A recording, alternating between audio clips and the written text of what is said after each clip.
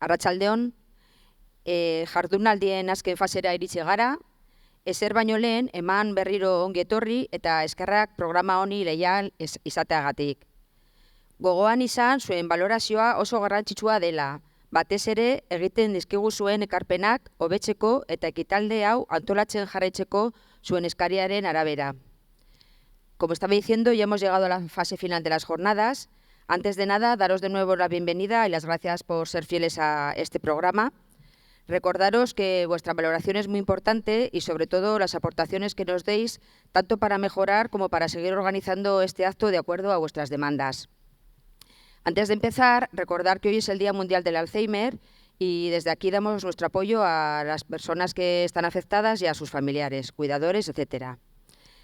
También recordar que este domingo, organizado por ASAFES, está la cuarta caminata solidaria Muévete por la Salud Mental en Vitoria. Es que si todavía no os habéis inscrito, podéis inscribiros directamente ese día, el domingo, a las 9:30 en la Plaza Nueva, ¿vale? Y si no, llamando a ASAFES o, bueno, pues, tenéis información a la entrada, ¿vale?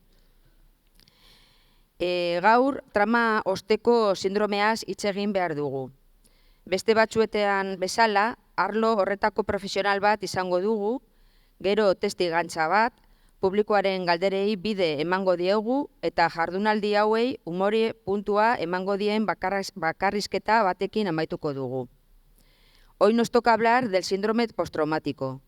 Como en otras ocasiones, contaremos con un profesional en la materia, daremos paso a un testimonio y luego pasaremos a las preguntas del público y acabaremos con un monólogo que dará el punto de humor.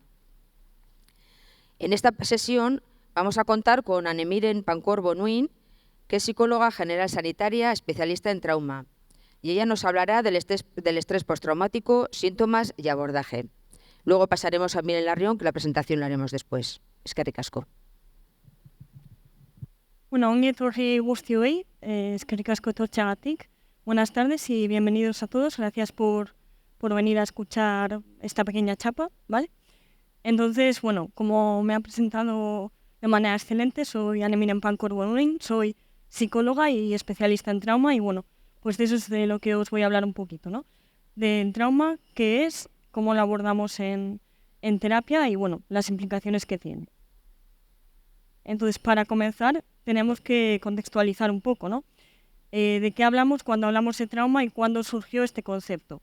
Pues como casi todo en la psicología, ¿no? Pues parece ser que casi lo inventó Freud, aunque luego eso no está muy claro, ¿vale? Pues bueno, se desdijo y demás, pero ya en su época, es decir, a finales del siglo XIX, principios del XX, tenemos los primeros indicios, ¿no? De que lo que él llamaba histeria femenina, es decir, síntomas psicológicos que atribuía a las mujeres, pues él lo unía a que habían pasado pues por un abuso sexual, incesto, este tipo de cosas. Entonces ya tenemos como la primera unión entre lo que sería que nos pase algo de impacto y que tengamos síntomas psicológicos al respecto, ¿vale? Luego, otro hito que ha marcado mucho la investigación sobre el trauma son las guerras, porque al final, pues tras la Primera Guerra Mundial y tras la Segunda Guerra Mundial, la Guerra de Vietnam, tras todos estos sucesos, se empezó a investigar mucho más sobre lo que era el trauma. ¿Por qué? Porque, claro, uno, pues, bueno, o lo que esperaban sobre todo Estados Unidos, Inglaterra, era pues la vuelta de héroes a casa, ¿no? Pues que viniera gente victoriosa, que había salvado a su país y que había hecho algo, pues eso, grande por su país, ¿no? Y que por lo tanto viniera, pues como lo que era, un héroe, ¿no? Y se encontraban un poco con lo contrario, no venía gente feliz de que había acabado la guerra y volvía a su casa y volvía a ver a su gente. Venía gente con muchos síntomas psicológicos, venía gente traumatizada, ¿no? Y ahí es cuando se pusieron un poco a investigar más a fondo, bueno, ¿qué les pasa a estas personas que vuelven con mucha sintomatología, vuelven muy afectadas por cosas que han visto, que han sucedido y sobre todo que les afectan ya una vez acabada la guerra, ¿no? Entonces siempre que ha habido guerras, pues se ha como aprovechado para investigar más sobre el tema, ¿vale? Y luego ya en 1980 tenemos a la APA, la Asociación de Psiquiatría Americana, que es un poco la que hace este libro que he puesto ahí, este libro azul, lo usamos los psicólogos y los psiquiatras un poco para diagnosticar. Entonces, este libro lo publica la APA y en 1980 dijeron, vale, pues lo que tenga que ver con el trauma lo vamos a incluir, ¿vale?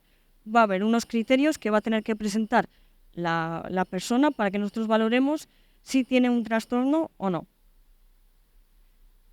Entonces, lo primero que habría que saber es qué es el trauma, ¿no? Porque al final lo que ha pasado con muchos términos de la psicología es que nos hemos un poco adueñado de ellos, ¿no? Por ejemplo, yo veo el cuadro así, un cuadro un poco torcido, y digo, ay, ponlo recto, que es que me da un poco de TOC. Pues no da TOC. Puede molestar, puede ser una manía mía, pero no me da TOC. O sea, el trastorno obsesivo-compulsivo es mucho más que me moleste algo torcido, ¿no? Lo mismo pasa un poco con el trauma, ¿no? Yo voy a la peluquería, me hago el flequillo, digo, venga, va, que me va a quedar estupendo. Y me lo corto fatal. Digo, esto no puede ser, yo no me veo. Entonces voy a donde una amiga y le digo, mira lo que me han hecho en la cara, qué trauma que tengo. Voy mañana mismo a que me lo arreglen. Pues un poco lo mismo, no tengo un trauma.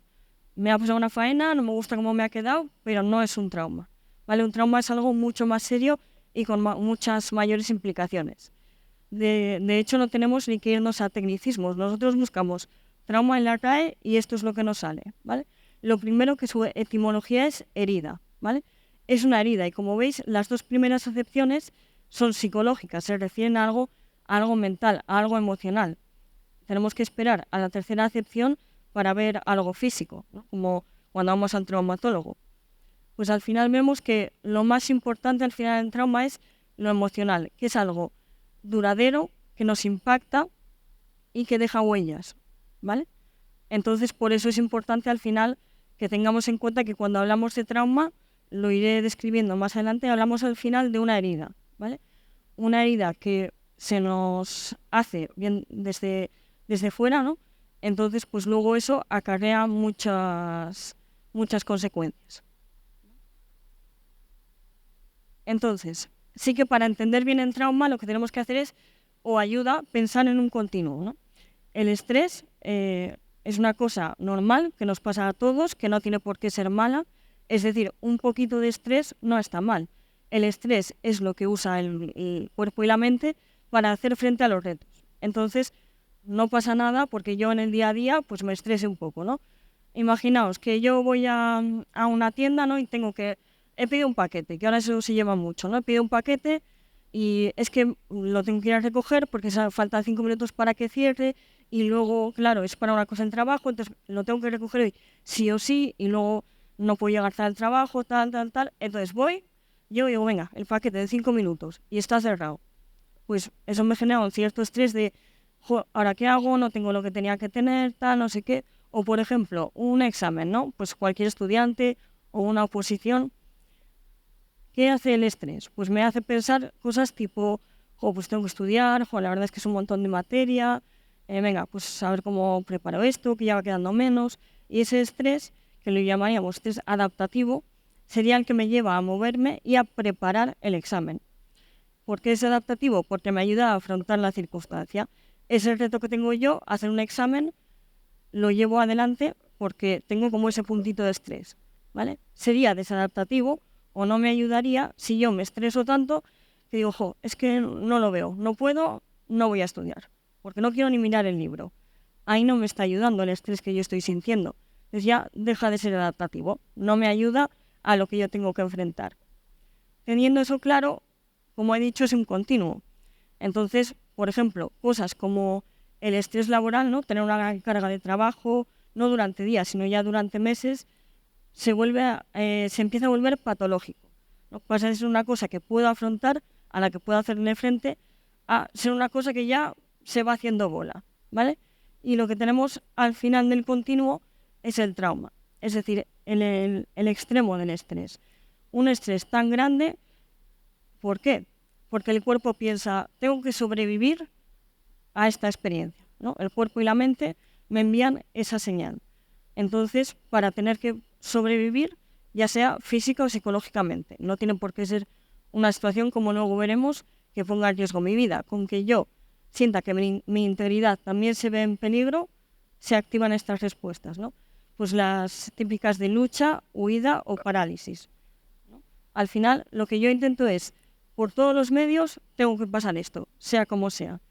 ¿Qué es lo que pasa? Que lo que genera un trauma es, sí, yo sobrevivo al evento, pero pago un precio a cambio de haberle hecho frente.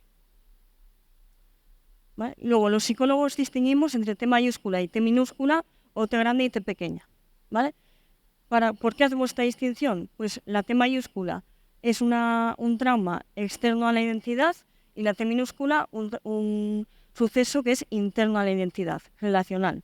¿Vale? Ahora explicaré mejor estos dos conceptos. Aquí tenéis un poco ejemplos de lo que sería una T mayúscula. A mí me sirve para acordarme pensar que es algo que saldría en los titulares, en las noticias o en el periódico en mayúsculas. Un accidente de coche, una violación, un incendio, un atentado. Esas cosas hacen las noticias, ¿no?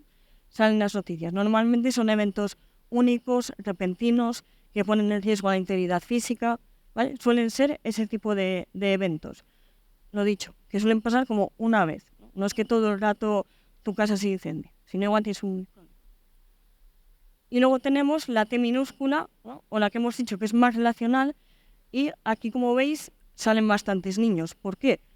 Porque este tipo de trauma es el que más bien se va gestando, pues por ejemplo, a lo largo de la niñez, ¿no? Si mis padres, pues, o bien me pegan, o me generan un sentimiento de abandono, o no me prestan nunca atención, o me generan la sensación de que no soy querida, pues eso puede desencadenar un trauma. También el bullying o el mobbing, el acoso laboral, pueden generar traumas, y el correspondiente trastorno de estrés postraumático si lo desarrollamos. O sea, no se queda en la infancia, pero sí que suele ser algo más que sucede en esos momentos. Las T minúsculas son al final cosas que van pasando poco a poco, no es que una cosa concreta me genere una gran respuesta, sino que poco a poco se va acumulando y al final eso ya genera lo que es el trauma. ¿Vale? Entonces, luego, lo que os decía, el libro ¿no? Que usamos para diagnosticar, se llama DSM, vamos por el 5, ¿vale? Y entonces, lo que ponen en DSM es, hay un apartado de trauma y dentro de ese apartado de trauma está el trastorno de estrés postraumático, más conocido por las siglas TEPT, ¿vale? Para no decir todo, decimos TEPT. ¿Y qué hace falta para uno ser diagnosticado como que tiene trastorno de estrés postraumático? Pues para empezar, el diagnóstico será diferente, se hará de diferentes maneras, tendrán en cuenta diferentes factores. Si es un niño menor de 6 años, que se ve por otras cosas, pues la manera de jugar y demás, que si es ya mayor de 6 años. Si la persona a la que vamos a ver tiene 6 años o más, es un adolescente o un adulto, seguiremos los criterios que vemos a continuación, ¿vale? Son 8 criterios, los más importantes en los que más me voy a detener son 5, y luego hay 2 especificaciones. Es decir, que hay 2 cosillas que se pueden dar o no. Entonces, los 5 criterios más importantes, como decía, van por letras, se organizan alfabéticamente. Entonces tenemos el A, exposición; B, síntomas de intrusión; C, síntomas de evitación; D, alteraciones de pensamiento y emociones; y la E, alteraciones de alerta y reactividad. Entonces vamos con la primera, con la exposición. Es decir, para que yo cumpla este criterio, tengo que haberme visto expuesta a o bien muerte o una lesión grave o violencia sexual, ¿vale? Esto según este libro del que os hablo. Y tiene que ser real o amenaza. Es decir, si a mí me amenazan con que van a violarme, aunque luego no suceda, eso ya puede generarme un trastorno de estrés postraumático, ¿vale? Además, no hace falta que me pase a mí. Eso sería, si me pasa a mí, sería exposición directa. Pero puede ser que yo lo vea en otros, ¿no? Que eso sería presencia directa. También puede ser que yo conozca o sepa que a alguien cercano a mí, a un familiar cercano, a algún amigo íntimo, le está sucediendo, ¿vale? Y por último, la exposición repetida, ¿vale? Esto pasa mucho en profesionales. Entonces, os pongo un poco un ejemplo que sirve para verlos todos. Imaginaos que yo estoy cenando en un restaurante y algo ha pasado en la cocina y empieza a salir humo, empiezan a salir llamas. Pues ahí, por ejemplo, podríamos hablar de experiencia directa, ¿vale? Porque yo estoy en ese sitio y a mí me está pasando que igual veo que no puedo respirar, que no puedo salir y no sé qué está ocurriendo, ¿vale? O puede ser que yo pase justo por la calle del restaurante y diga, uy, ahí está pasando algo, ¿no? Y eso también sería presencia directa, ¿no? No me está ocurriendo a mí, pero estoy viendo lo que ocurre a otras personas. O igual estoy en el restaurante, me he salido rápido, pero estoy viendo que hay gente que se ha quedado atrapada, me estoy escuchando gritos, etc. Conocimiento sería que yo igual esté o no en ese restaurante, sé que un familiar mío ha ido a cenar ahí hoy y me entero de que está en peligro o de que no puede salir o lo que sea. Pues eso sería ese tercer síntoma, ¿no? Y luego sí que aquí hay que matizar la importancia de que sea real o amenaza. Es decir, vale, con que haya una amenaza o que luego no pase nada, ¿no? Y también, en este caso, en el de conocimiento, si hay una muerte, también sea real o amenaza, tiene que ser violenta o accidental, ¿vale? O sea, un asesinato o un accidente de coche, por ejemplo. ¿Vale? Y luego la exposición repetida, pues la podemos ver, por ejemplo, pues en bomberos, en policías, por ejemplo, un policía que tenga que hacer frente a un caso de abuso sexual infantil, pues va a tener que escuchar testimonios, ver fotos, no solo un día o dos, sino repetidamente. Y eso puede generar al final pues, un trauma. ¿Vale? Pasando un poco a los síntomas de intrusión. ¿Por qué los llamamos síntomas de intrusión?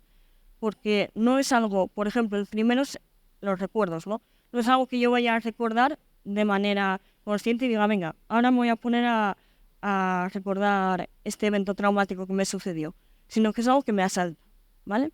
Entonces, de estos 5 que veis, tengo que tener uno o más.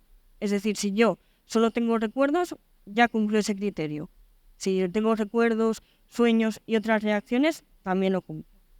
¿Vale? Entonces, los recuerdos, como os decía, son intrusivos. Yo no quiero acordarme ahora mismo de eso, pero me asalta. ¿Vale? En los sueños se ve un poco en forma de pesadilla. Yo vuelvo a pensar o a soñar que estoy en esa situación. O el afecto, la emoción del sueño, es como si yo estuviera en ese momento.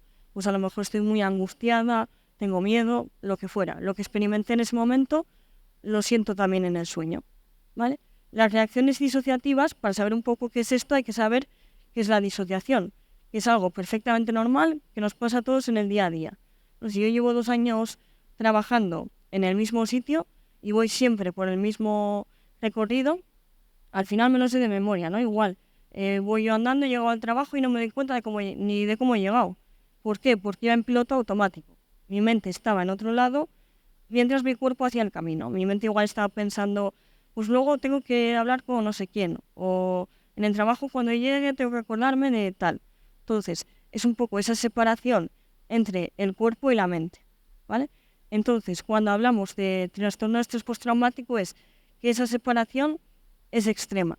Por ejemplo, está un ex militar cenando en su casa y de repente se agacha debajo de la mesa y dice, cuidado que vienen, hay que esconderse, hay que protegerse.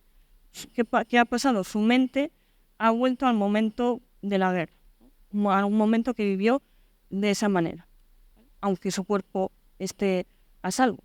¿Vale? Luego, el malestar psicológico intenso y las reacciones fisiológicas intensas se refieren también relacionadas al evento traumático. Es decir, sentirme triste, a lo mejor sentir culpa, vergüenza, enfado, ¿vale? Y también las reacciones fisiológicas, pues el tipo de más de ansiedad, ¿no? Pues taquicardias, sudores, ¿vale? Ese tipo de cosas. Respecto al siguiente criterio, el de evitación, ¿qué evitamos? Pues recordar o pensar en eso que nos ocurrió. Al final, no somos tontos los seres humanos. A mí me ha pasado algo horrible, no lo quiero recordar. Y voy a intentar no recordarlo o no pensar en ello. También puede ser que yo evite cosas que sé que me van a recordar a ello. Por ejemplo, si yo he sufrido una violación en un entorno de fiesta, con determinada música, con alcohol, en una calle concreta, pues lo que evitaré será pasar por esa calle, ir a ese bar. A lo mejor si iba con ciertos amigos, ya no quiero estar con ellos porque me recuerda al evento. O ya solo por oler el alcohol, eso ya me lleva otra vez a pensar en el evento. ¿Vale? Entonces, al final se acaban evitando muchas cosas, o se pueden acabar evitando muchas cosas.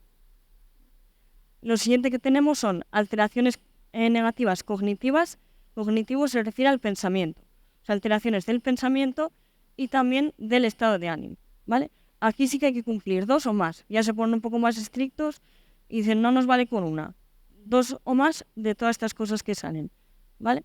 Entonces, por una parte tenemos pues las lagunas, ¿no? La incapacidad de recordar un aspecto importante del suceso. Pues a mí se me olvida cierta parte, ¿vale? Puede que se me olvide todo, pero en este caso nos referimos a que se me olvidan partes. No me acuerdo de partes de las cosas que pasaron durante el suceso traumático. También puedo generar creencias negativas, ya sea sobre mí, por ejemplo, fue mi culpa lo que me pasó, ya sea sobre los demás, la gente es peligrosa y te puede hacer daño, o ya sea sobre el entorno. El entorno es peligroso y hay que tener cuidado con lo que pasa por el mundo. También una percepción distorsionada de la causa o la consecuencia del evento traumático. Es decir, por ejemplo, como he dicho, que yo piense que fue culpa mía. ¿Vale? Ahí estaría distorsionando la causa. O también puede ocurrir que disminuya mi interés por participar en actividades que para mí eran significativas. Ya no tengo ganas de hacer esas cosas, ¿vale? Y también, un poco unido a esto, un estado emocional negativo. Pues un poco lo mismo. Miedo, culpa, ansiedad, tristeza, enfado, ¿vale? Al final, emocionalmente estoy mal, ¿vale? Y también todo esto, pues, conlleva a que sea más difícil experimentar emociones positivas. O sea, si yo estoy experimentando cosas de las que os he ido hablando, pues imaginaos lo difícil que tiene que ser estar tranquilo, estar feliz, estar alegre. Se vuelve mucho más complicado. Y el último criterio así importante que os voy a mencionar es el de la alteración de la alerta y la reactividad, ¿vale? Yo esto lo suelo comparar con, imaginaos que tú tienes una alarma en tu casa para que no te entren a robar, ¿no? Y tú la activas, pero se te queda el botón enganchado, ¿no? La alarma empieza a sonar, pero no para, ¿vale? Pues eso sería un poco ese estado de alerta y de reactividad que surge. La alarma está todo el rato sonando, llamando a la policía, tengo todo el rato a la policía en casa como si hubiera una amenaza real, ¿vale? Porque mi mente me tiene en esa situación. Tienes que tener cuidado, tienes que estar alerta, ¿vale? Eso es a lo que llamamos hipervigilancia, ¿vale? Que es uno de los síntomas. También estaría el comportamiento irritable o tener arrebatos de furia sin una aparente provocación, lo que llamamos un poco saltar a la mínima.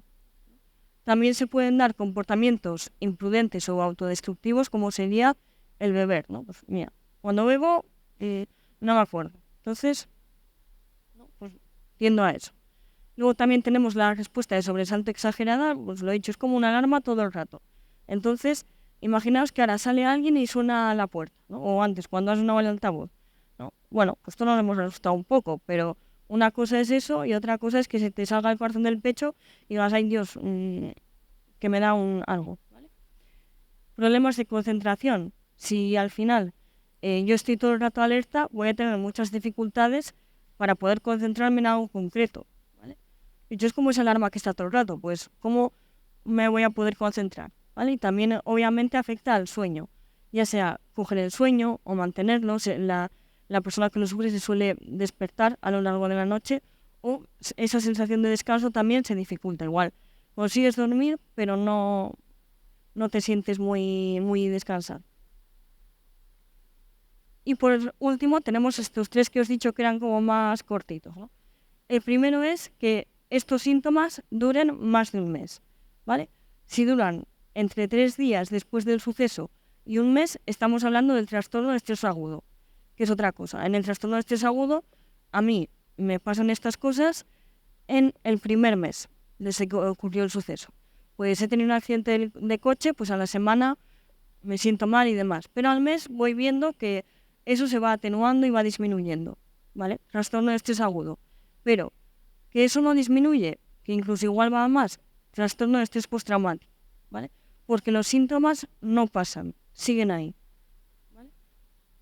Otro criterio se suele aplicar a todos los trastornos, que me provoque un malestar significativo, que igual yo no funcione bien en áreas pues como lo social o lo laboral, ¿vale? Y el último criterio que también aplica a todos los trastornos es que no se explique mejor por otra causa. Es decir, que si yo tomo sustancias o medicación o me he pegado un golpe en la cabeza y eso explica lo que me está pasando, pues primero habría que descartar esas cosas y luego ya nos vamos al trastorno de estrés postraumático. Respecto a las especificaciones, la primera es con síntomas disociativos o no. En caso de que tengamos síntomas disociativos, hablamos de despersonalización y desrealización. Otra cosa que nos puede pasar a todos y que es normal. La despersonalización es un poco como si yo estoy aquí ahora, pero imaginaos que estoy súper nerviosa o me encuentro muy mal. Y es como que me salgo y lo veo todo desde fuera, incluso a mí misma, como si estuviera viendo una película, ¿vale? Esto pues cuando igual nos dan una mala noticia o así, no es infrecuente. Lo que ocurre es que en el trastorno de estrés postraumático se da mucho más de lo que es normal, ¿vale? Y la desrealización, como su propio nombre indica, es tener la sensación, aunque tú sepas perfectamente que no, tienes la sensación de que la realidad pues parece un sueño, es real, no es real, sé que es real porque soy consciente, pero a la vez se siente como que no, ¿vale? Entonces, en estas dos cosas, yo soy perfectamente consciente de que lo que estoy viviendo es real, pero de alguna manera pues estoy experimentando cosas que no debería poder. Yo no puedo verme desde fuera o la realidad no me parece un sueño. Entonces, ¿qué está pasando? Suele ser muy desagradable, ¿vale? Lo dicho, son cosas normales de vez en cuando, no es normal que me pase frecuentemente. Y la otra especificación es con expresión retardada, es decir, que no aparezcan todos los síntomas ya ha pasado un mes, pero si hasta 6 meses, te dan como un tiempo. Si tú en 6 meses ya presentas síntomas, vale.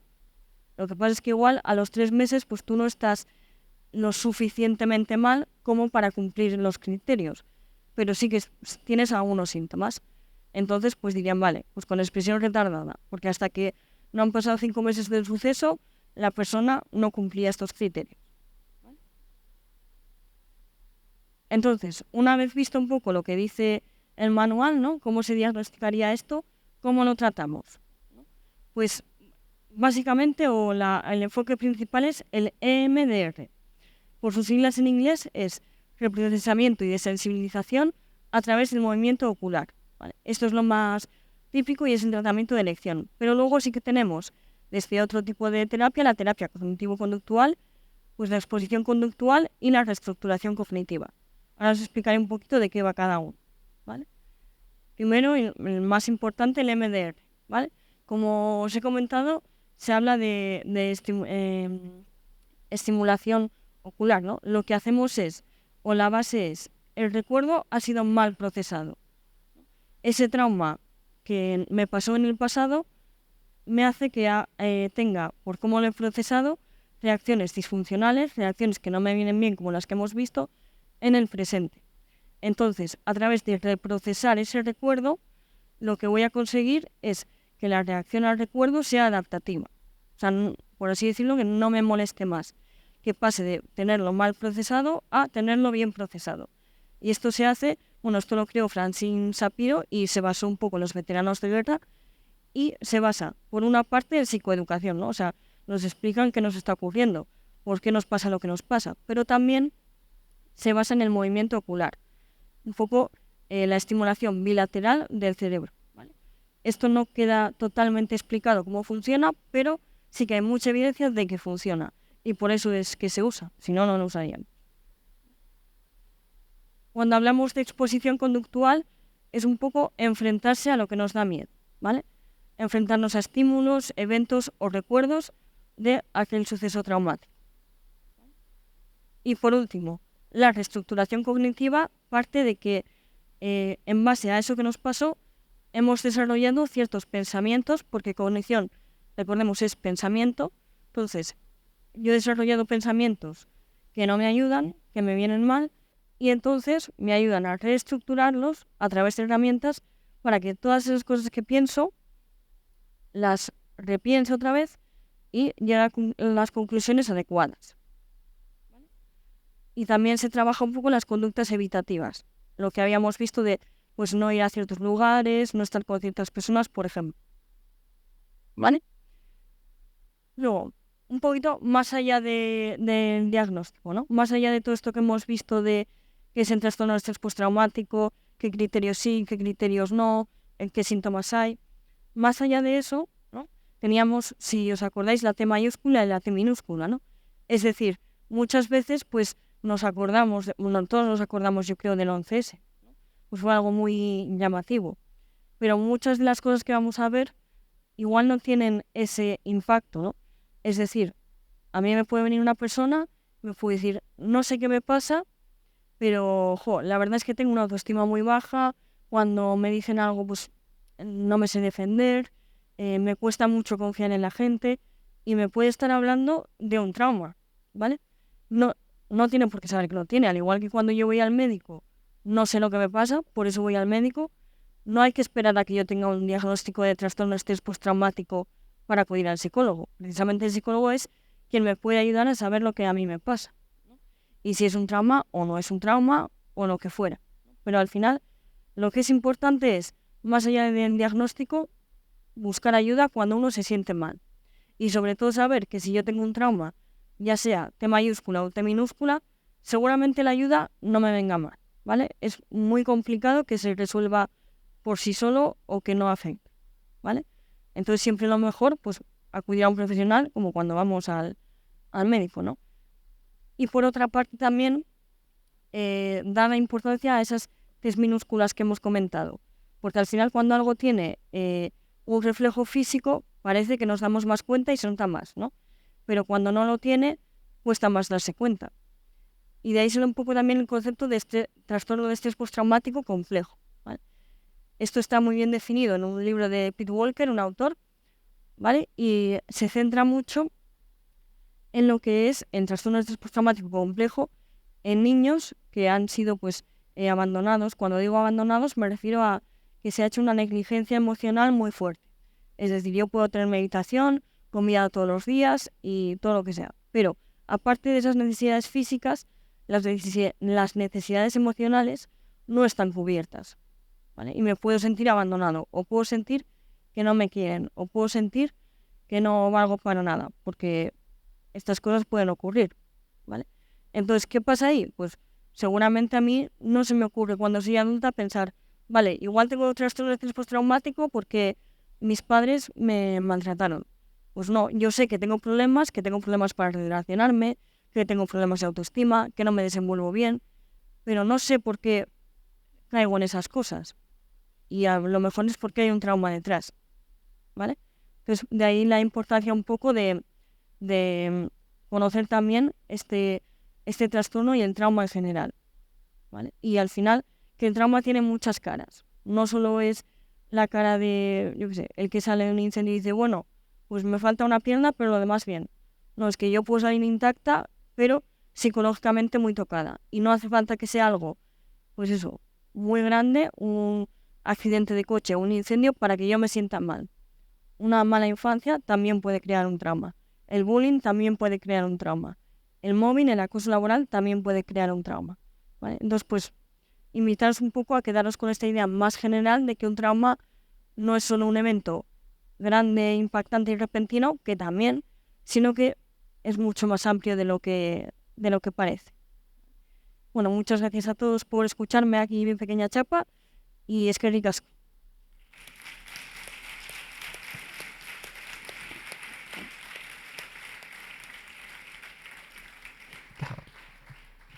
Eskerrik asko, Anemiren. Si tenéis alguna pregunta, guardarla para luego porque ahora tenemos la participación de Miren. Miren Larrión es licenciada en Ingeniería Industrial y profesora agregada de la UPV. Es posible que muchos la conozcan más por su carrera política. Ha sido cabeza de lista de H. Bildu, concejala en el Ayuntamiento de Vitoria-Gasteiz y candidata a la alcaldía por este grupo en 2019.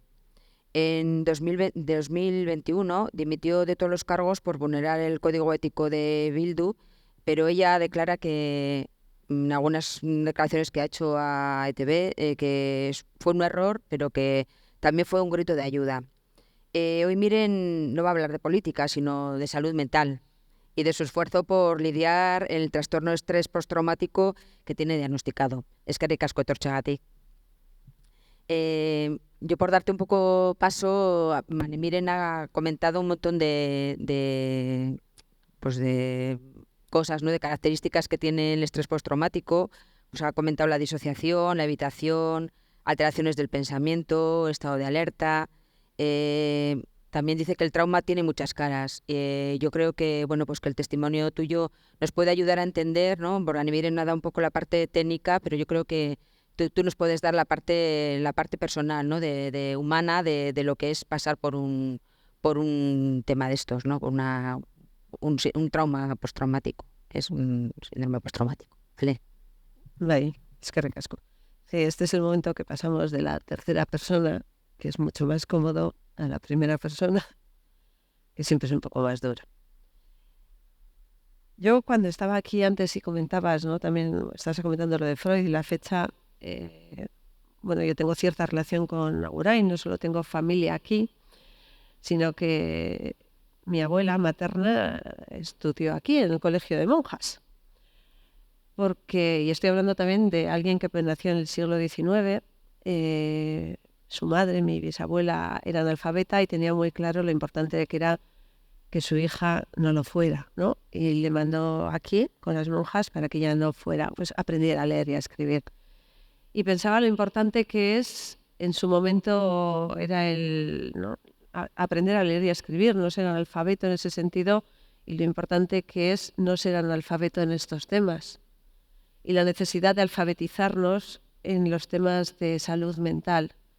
A mí me ha pasado gente que se quiere acercar a ti, que quiere transmitirte su apoyo, cómo, ¿no? Quiere decirte algo y no sabe cómo hacerlo. Evidentemente no quiere meter la pata, lo cual siempre es de agradecer, pero nos falta ese lenguaje común, no tenemos ese puente en el que realmente, incluso con toda la normalidad, uno pueda decir, oye, ¿cómo estabas? O tú puedas decir, bueno, te agradezco el comentario, pero no me encuentro en este momento para responder. Y creo que este tipo de jornadas, agradezco mucho, no que me hayáis invitado, agradezco mucho que las hagáis, que llevéis 11 años haciéndolas. También quería aprovechar para agradecer a Maider García Vicuña, que sé que está aquí con nosotros, que las pusiera en marcha. Y evidentemente agradecer también a los gobiernos municipales siguientes que las han mantenido y poder disfrutar de esta posibilidad, ¿no? de dejar atrás el analfabetismo y alfabetizarnos todos en esto que está ocurriendo. Y sobre alfabetizarnos en el trastorno de estrés postraumático, ¿no? Desde esta primera persona, pues creo que también es agradeceros que no solo haya el abordaje terapéutico que puede hacer un profesional, sino que las personas que lo hemos padecido podamos tener voz. Porque no hace tantos años cualquier persona que podía acudir a un psicólogo o un psiquiatra pues no era capaz de decirlo en voz alta en la sociedad sin ser estigmatizado por ello, ¿no? El código social imponía el silencio a estas personas y creo que es muy importante reclamar la voz. Tenemos voz, somos muchos y sobre todo somos un reflejo de lo que pasa en la sociedad. Creo que hay también una parte de reflexión que hay que hacer, que no es en estas jornadas, porque por ejemplo todos los que tenemos estrés somos, ¿no? Postraumáticos se deben a hechos subsanables, en la mayoría sobre los que se pueden actuar. Incluso grandes desastres de la naturaleza se podrían acometer desde el punto de vista medioambiental de por qué están ocurriendo, pero desde luego los que ocurren en el conflicto de la sociedad entre unos y otros son reflejo de lo que la sociedad hace en el día a día. Pero bueno, no voy a entrar ahí, quería volver a la primera persona y creo que también es muy importante esta alfabetización de la que hablábamos, porque cuando alguien está en cualquier tipo de proceso, en mi caso era pero yo al principio no sabía lo que tenía, podía ser esto, podía ser cualquier cosa. Cuando te pasa, hay como 3 tipos de relaciones en ese momento fundamentales. Una, la que estableces con el terapeuta, que ya no es mi terapeuta, pero digo, bueno, ¿no? Con el terapeuta, fundamental, absolutamente fundamental, y donde además creo que tenemos profesionales muy buenos, pero es muy importante porque en un momento dado en que tú dejas de confiar en lo que tú puedes, o que tú tengas la capacidad de salir de ahí, saber que hay una persona que para cuando tú vas, ella ya ha vuelto, te puede guiar, es clave. Entonces, es muy importante primero esa relación que se establece con la terapeuta. Pero es muy importante también la relación que tenemos con nuestro entorno. un entorno que sin duda nos quiere ayudar, sin ninguna duda, que nos quiere apoyar y que muchas veces no nos sabe tampoco ni cómo hacerlo, le retiene, y creo que este tipo de información ayuda porque probablemente muchos de los que me estáis escuchando, muchas y muchos, podéis haber padecido algo parecido a esto o podéis tener gente alrededor vuestra con algo parecido a esto. Y quizás oír qué es y oír cómo hacer y oír hacia dónde ir, ¿no? Pues pueda ayudarnos un poquito a todos o puede ayudar a muchísimas personas. Pero hay una tercera relación también muy importante y es la de una con una misma, que se ve absolutamente trastocada cuando estás en cualquier tipo de proceso de este tipo. Y además lo ha comentado ella de una manera creo que muy bonita, y esto es fundamentalmente, el trauma es una herida. Yo me acuerdo que cuando en esos momentos, ¿no?, tú eres tan consciente de tu herida casi eres todo tú, ¿no? En ese momento no eres casi nada más que tu herida. Pero bueno, hay dos maneras, ¿no?, de cerrar las heridas, la adecuada y la no adecuada. Y la no adecuada es muy nuestra. Es la de, te ha pasado esto, va, pero de aquí se sale. Bueno, pero no es para tanto, otros también han salido, ¿no? Bueno, has estado un tiempo mal, pero ya tienes que cerrar. Es cuando muchas veces, por mucha presión, esa herida que tenemos la cerramos de fuera adentro. Por obligación la cerramos, negamos que exista, parece que no existe, cada vez se ve menos, la herida parece que no esté, pero dentro están ocurriendo cosas. Y una herida no sana de esa manera. Muchas veces ahí todavía lo que va a quedar todavía va a costar mucho más. Y la manera sana de cerrar una herida, que es asumir la herida e ir cerrándola desde dentro, donde las presiones externas, por mucho que te quieren ayudar, por mucho de todo, se quedan fuera, y donde lo que realmente te centras es en ese poder cerrar esa herida, que esa herida sane, y luego esa herida te va a acompañar siempre. Esa herida va a ser parte de ti, pero es el momento donde recuperas, donde dejas de ser la herida para ser tú. Miren, la persona que tiene una herida, una de ese tipo, otra de un esguince, otra de otro tipo, tienes la cesárea, el nacimiento de tu hija, tienes muchas cosas, eres algo más, no eres ese ser. Pero es cierto, y además muchos, ¿no?, ahora yo también cuando te oía contar todo esto, que se puede pensar, ¿cómo puede llegar uno a estar ahí, ¿no? Sobre todo cuando eres una de la T minúscula. Y sabéis también muchas veces que se habla de bueno, cómo cuando tienes una rana, ¿no?, cómo conseguir cocinarla. Y les dices, si tú pones una rana en agua caliente, la rana salta. Pero si la pones en agua templada, se siente a gusto y vas calentando poco a poco. Las personas que tenemos el trastorno de estrés postraumático, ¿no?, a partir de procesos muy alargados en el tiempo, seríamos esa rana. Inicialmente tú no tienes nada de esos síntomas sobre los que me preguntabas. Estás sufriendo una situación dura y bueno, ¿no?, estabas en esa respuesta adaptativa.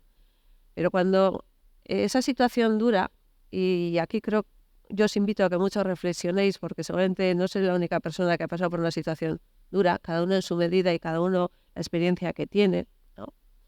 Y muchas veces nos decimos, tenemos que aguantar, ¿no?, por las razones que sean, ¿no?, pero tenemos que aguantar, o incluso es que solo nos queda aguantar, ¿no? Un niño no puede irse de sus padres por la situación en la que está, muchas veces igual ni siquiera puede. Y entonces eso se va prolongando en el tiempo y se va prolongando en el tiempo. Todos estos síntomas se van desarrollando, pero claro, es tan gradual, es todo tan gradual. Tú no te levantas un día y dices, esta situación ya no. Tú vas metiéndote en un hoyo cada vez más grande, tan lentamente, que te olvidas la primera premisa, ¿no? Que dices, la famosa frase también que dice, cuando entres en un callejón sin salida, salga por donde ha entrado. Tú ya no ves la entrada, ya solo puedes seguir. En un momento dado llegas a ser, te sientes una persona casi como una isla, rodeada de otras personas, pero que ya no tienes la capacidad de establecer esos puentes porque en tu isla siempre llueve, tú estás mal, lo sabes, y ves el resto y quisieras llegar a donde él, sabes que has estado ahí y lo vas perdiendo, ¿no? Ese proceso tan gradual que te acompaña y además que te dice que eso ya no es para ti. En cierta manera es un poco eso, ¿no? Y tú sigues aguantando y crees que vas a poder y crees que... Y la gente alrededor tuyo te ve mal. Si veis a gente también que está mal alrededor vuestra, ¿no?, y le puedes decir la frase de pues déjalo o pues busca ayuda, pues vuestra intención es muy buena y estáis diciendo quizás lo correcto, pero uno no puede. No puede, porque dentro algo no te niega esa posibilidad. Digo también un poco por saber qué es lo que se siente. Hay momentos en que, bueno, yo desde luego vivía en hipervigilancia constante, porque no es que en todo momento iba a ser atacada, pero podía serlo en cualquier momento y lo era. Entonces, vives en una hipervigilancia constante, en una despersonalización. De hecho, muchas veces cuando venía el ataque, ¿no? Esa persona, mi hija que estaba fuera de mí, dice, mira, te ha atacado por aquí. Esto es débil, ahora tú contéstale esto. Y eso me permitía sobrevivir ese propio ataque, esa despersonalización, esa que negaba el vivir en esos momentos el dolor que supone, ¿no?, estar viviendo en esa situación, que te tienes que levantar los lunes, los martes, los miércoles y ir allí y hacerle frente, y luego te vuelves a tu casa y tratas de superarlo, pues en esa situación, esa despersonalización, dices, jo, qué herramienta tan buena, gracias a que existe, ¿no?, puedo seguir, ¿no?, cómo me ayuda, cómo resuelvo, jo, cómo encima estoy pudiendo. Y entras en un modo absoluto de supervivencia. Estás plantándote ya la supervivencia, estás ya todo viéndolo en ese punto de qué hago para sobrevivir. Hablas de la hipervigilancia y yo, en mi caso, añadiría la hiperfagia también, ¿no? Algo también muy común. O sea, ¿qué haces para aguantar ese nerviosismo? Comes, otros beberán. Dices, buscas cualquier herramienta que te pueda ayudar y que evidentemente no te ayuda. En el momento que estás negando todos esos síntomas, no puedes permitirte sentir el dolor de los ataques, no puedes permitirte todo eso. Lo que ocurre es que eso se va acumulando en el cuerpo. Y el cuerpo, afortunadamente, ¿no?, muchas veces que tenemos esta dicotomía de la cabeza y el cuerpo, y además valoramos tanto la cabeza por encima del cuerpo, pues qué bien que tenemos un cuerpo. Porque el cuerpo ya hay un momento en que dice, no puedes más. Y busca una forma, la que sea, para sacar a la luz lo que te está pasando. A unos una, y se llama una enfermedad, ¿no?, en un momento dado física y orgánica, a otros otra. Yo voy a reconocer que menos mal que a mí mi propio síntoma me dio una salida, cuando, ¿no?, todo sale, en mi caso, a la luz, y la gente dice, jo, qué duro tiene que ser eso. Yo solo pensaba, qué bien que se ha acabado, qué bien que ya no estoy ahí. O sea, era tal el alivio de no estar ahí, o sea, que tu cuerpo en un momento dado, ¿no?, de la manera como puede, o sea, te saca o te busca una salida. Porque es una situación que si no va a acabar contigo, absolutamente.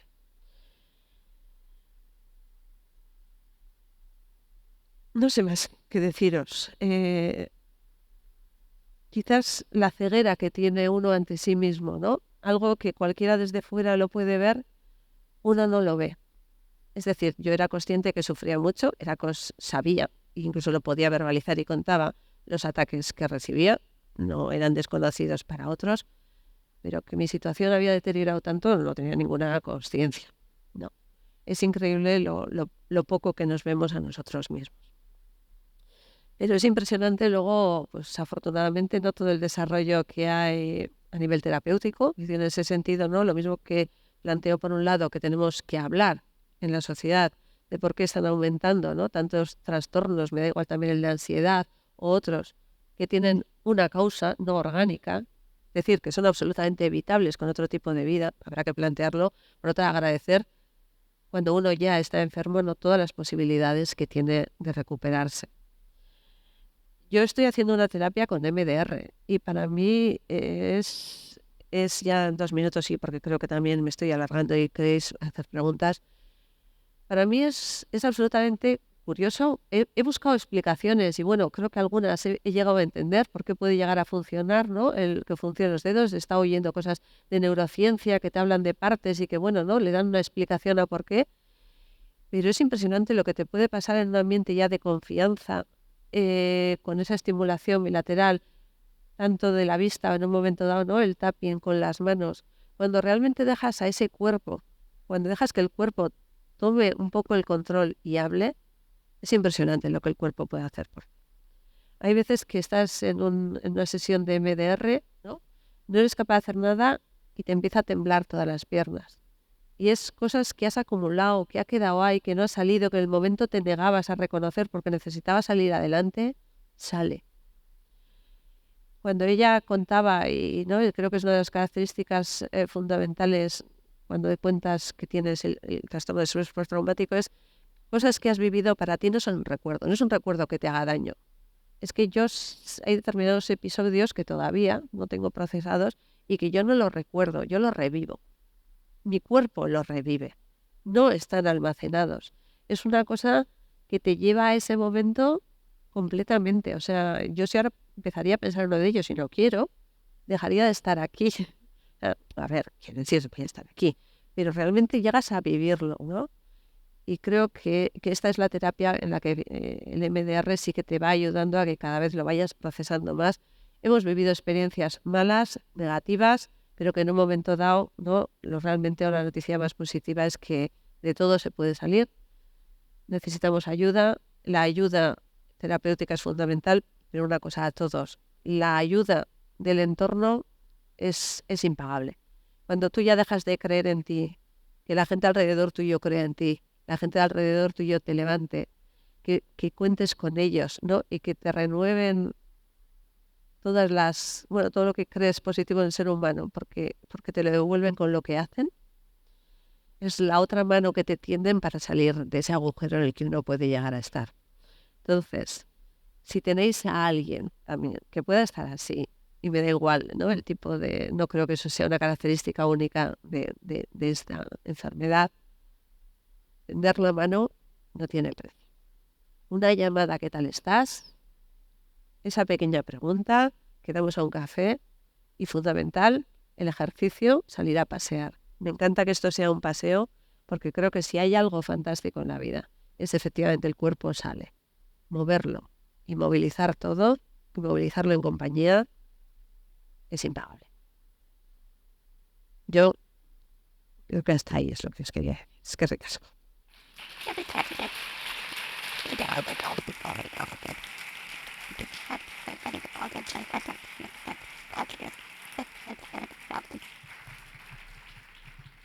Es que recasco, miren, yo creo que nos ha llegado un poco a todos lo que has contado, ¿no?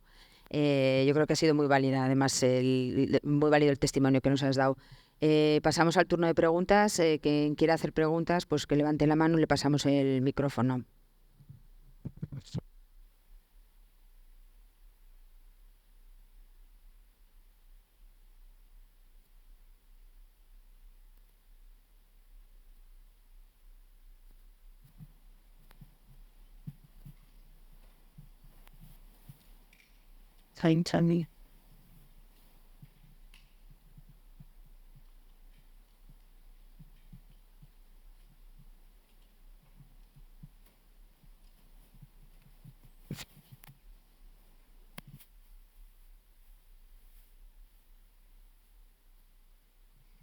Arratsaldeon.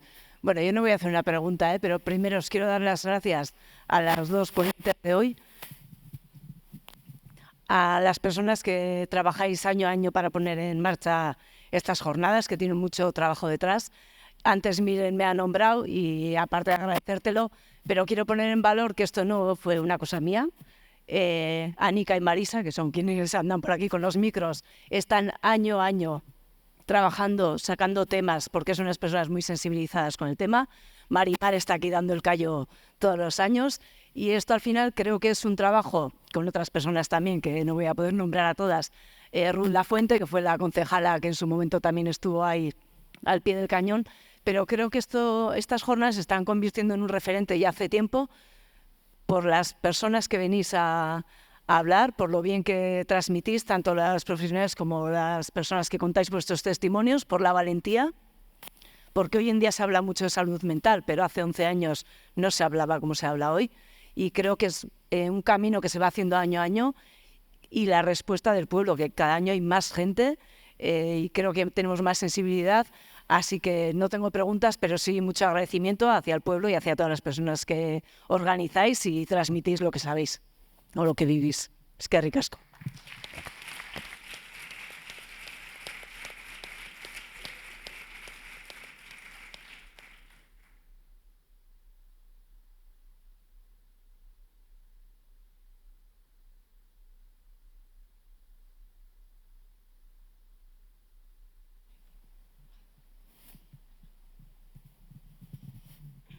Sí, mira, quería saber, a ver qué es esa terapia de EMR, que no lo había oído nunca. Gracias. Bueno, ¿me escucha?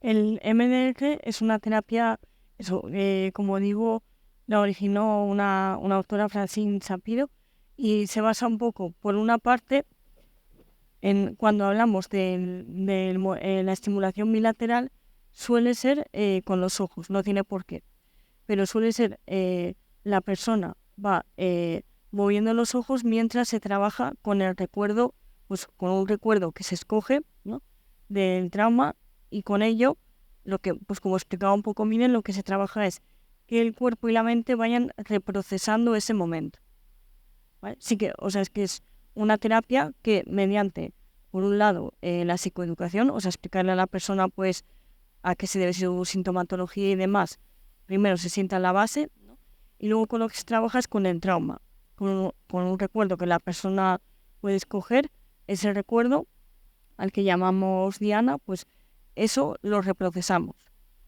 mediante, bueno, pues diferentes, hay un protocolo muy, muy específico, entonces mediante diferentes frases que uno tiene que decirse a sí mismo y demás, lo que se hace es estimular bilateralmente el cerebro. Se puede hacer con los ojos, ¿no? Se movería la mano y la persona va siguiendo con la mirada. Se puede hacer, como también explicaba Miren, pues tocando, o también se puede hacer con los oídos. La cosa es que la estimulación sea bilateral. No sé si... ¿Me explico?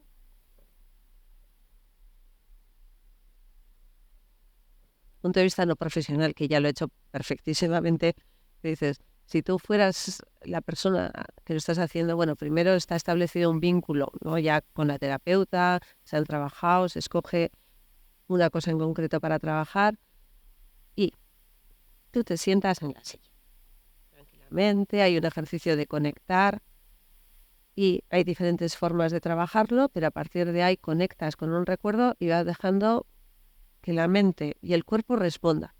A veces no responde. Estás siguiendo la vista a algo o te están tocando el tapping, no responde. No responde y no pasa nada, no pasa nada, no pasa nada, pero empiezan a venir cosas. Y la cuestión es que ese movimiento o este movimiento, no es, bueno, sí se sabe por qué, porque al final hay una cierta explicación también de campos de la neurociencia, hace que estés en el recuerdo, lo que os decía, que estás viviendo, revives el recuerdo, pero a la vez como te están tocando, te están anclando a tierra, estás ya, pero no estás tanto. Entonces lo va reprocesando. Yo digo desde el punto de vista, no es la explicación científica, que la ha dado mucho mejor ella, digo lo que se experimenta. Y esa es una forma de reprocesarlo y entonces deja de ser la vivencia para empezar a transformarse en recuerdo. Digital.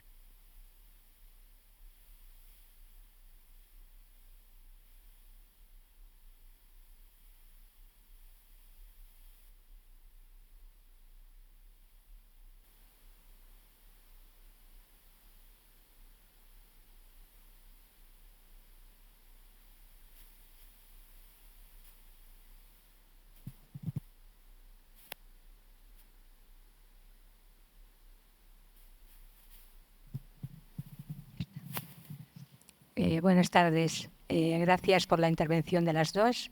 Y ahora mi pregunta es para Miren. Se supone, bueno, que tú has sufrido mucho durante un largo tiempo. ¿Y cuál fue el detonante de que tu cuerpo dijo hasta aquí? Y te pusiste en manos de un profesional para que te ayudara. Porque me supongo que eso sería gota a gota, gota a gota, gota a gota. Y entonces llega un momento en que el cuerpo te dice, o me paras o te paro yo. Esa es mi pregunta, si me la puedes responder.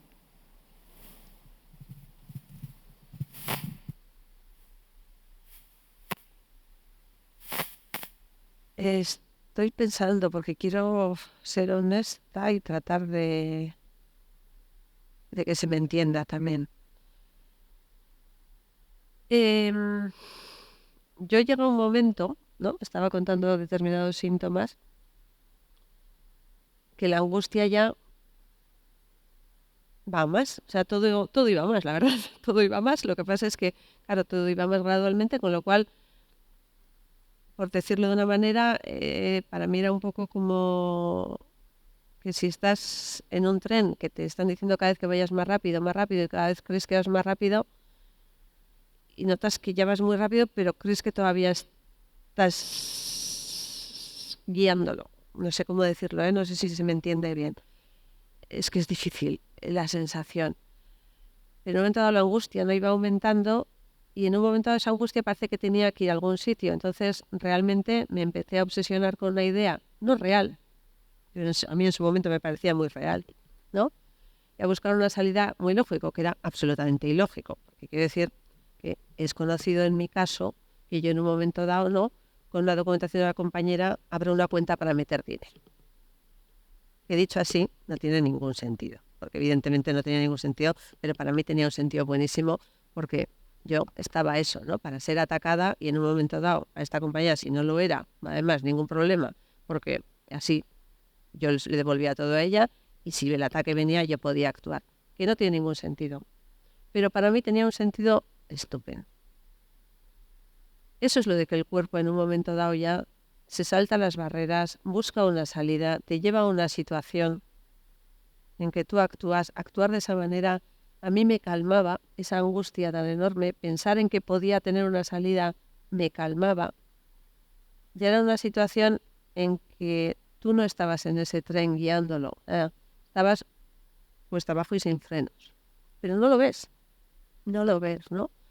Pero llegas a hacer cosas absurdas que en un momento dado saltan y eso te salva. Y si no, hubiera sido otra cosa, hubiera sido algo orgánico, ¿no?, como decía. Porque, es decir, yo en mi caso, claro que era consciente de que era una situación insostenible, pero mi compromiso de dedicación me llevaba a aguantarlo, ¿no? Siempre decían, te dicen, ¿no?, pues ¿por qué no lo has dejado antes? Pues porque no podía. Porque el compromiso adquirido me pesaba más que mi sufrimiento. Yo cuento esto ahora y desde fuera creo que no tiene sentido. Pero sin embargo, internamente, en un momento dado, tú te cuentas historias, ¿no?, o eres capaz de soportar lo que nadie debería de soportar. Yo creo que es impresionante la capacidad que tenemos, y lo siento, pero lo voy a decir así. Creo que las mujeres nos han educado muchísimo a que podamos sufrir, ¿no?, y aguantar, y responsabilizarnos. Creo que también hay hombres, no tengo ninguna duda, ¿eh? Pero decir que es muy cultural para nosotras, ¿no?, el llegar a ese momento de sacrificio máximo, que creo que también hay que replantearse, donde saber poner límites, y hay situaciones ya, en cualquier caso, que no sé por qué socialmente se aceptan, que son absolutamente inaceptables, y se llegan a convertir en dinámicas absolutamente patológicas, no en un sitio y en dos, y que no sé por qué las aceptamos. Creo que dicen mucho de cómo estamos, lo decía antes también. No, perdona, creo que me he salido del tema. No sé si te contestar.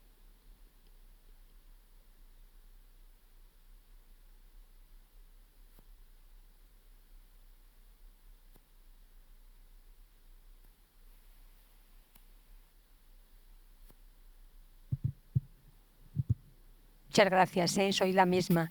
Es que yo también me pongo en tu lugar y soy asertiva contigo, porque yo en un momento de mi vida, una vez fui a trabajar, o sea, tenía un tal nivel de estrés que empezabas a aguantar, hasta que llegó un momento en que los hombros se me bloquearon y no pude levantarme de la cama. Y dije, o sea, el cuerpo me paró radical. Y estuve 2 años muy fastidiada, muy fastidiada con todo eso, con todo lo que conlleva eso, ¿no? Porque, y ahora lo miras a través del tiempo y dices, claro, ya te empiezas a conocer mejor y dices, es que esa responsabilidad que tienes también como mujer, ¿no?, como madre y como todo. Entonces llega un momento en que dices, o sea, sale el cuerpo por donde sale. Y bueno, estuve 2 años totalmente, se me pasó de un hombro a otro y no podía ni moverlos, o sea, impresionante. Por eso, pues eso, muchas gracias y sigue adelante y de todo se sale.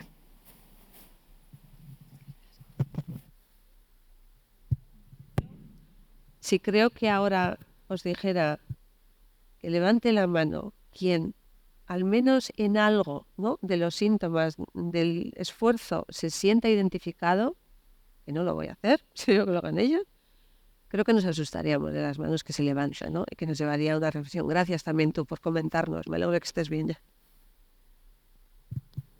Hola, buenas tardes.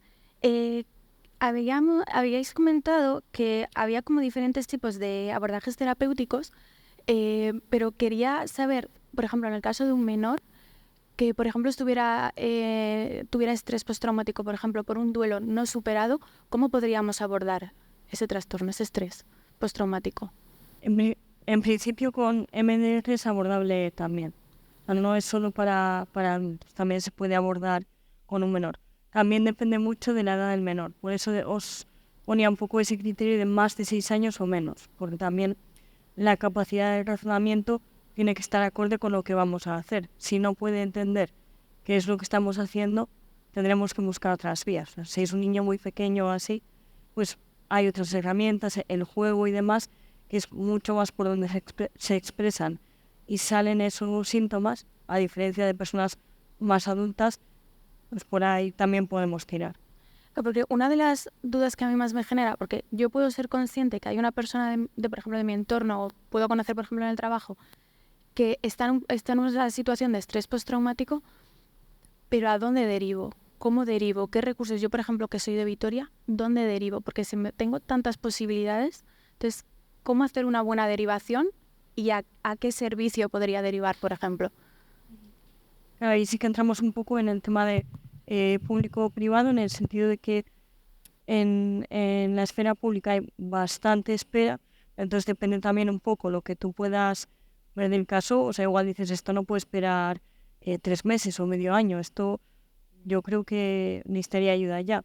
Entonces sí que hay gente especializada en ello, sobre todo buscar que la persona tenga la titulación, porque lo que no puede, o sea, hay muchos gabinetes y si tú acudes a un gabinete así, pues, pone que psicólogo, bien, claro, pero los psicólogos al final nos dedicamos a muchas cosas y sí que es importante, pues si va a hacer MDR, que tenga el título de MDR que existe, hay 2 niveles, etcétera.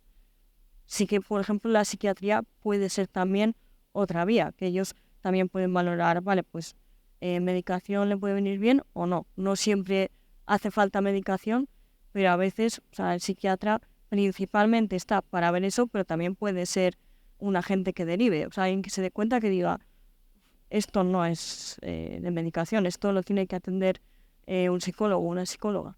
No sé si respondo a... Gracias.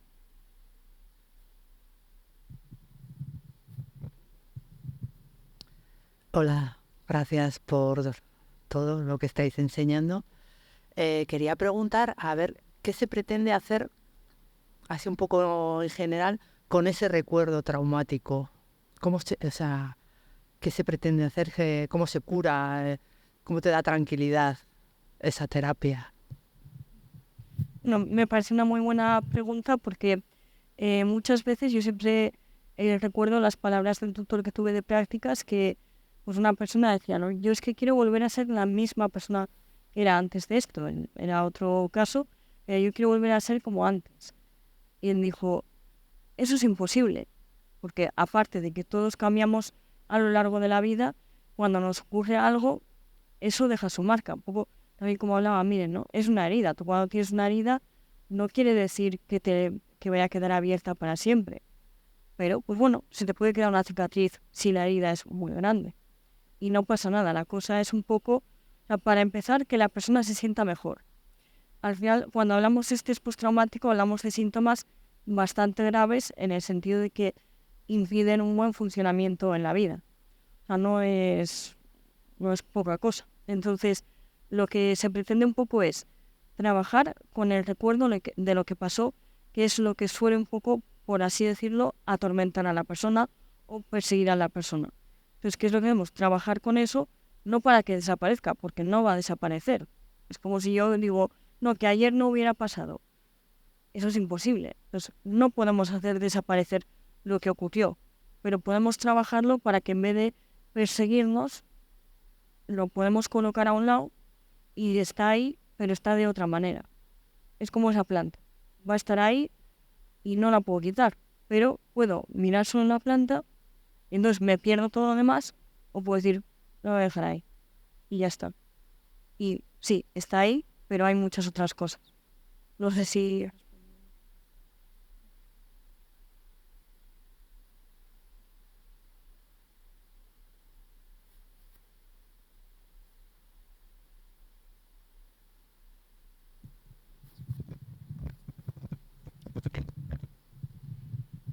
Mi pregunta es, ¿por qué algunos psicólogos o psicólogas no están de acuerdo con el DMR o qué habéis dicho?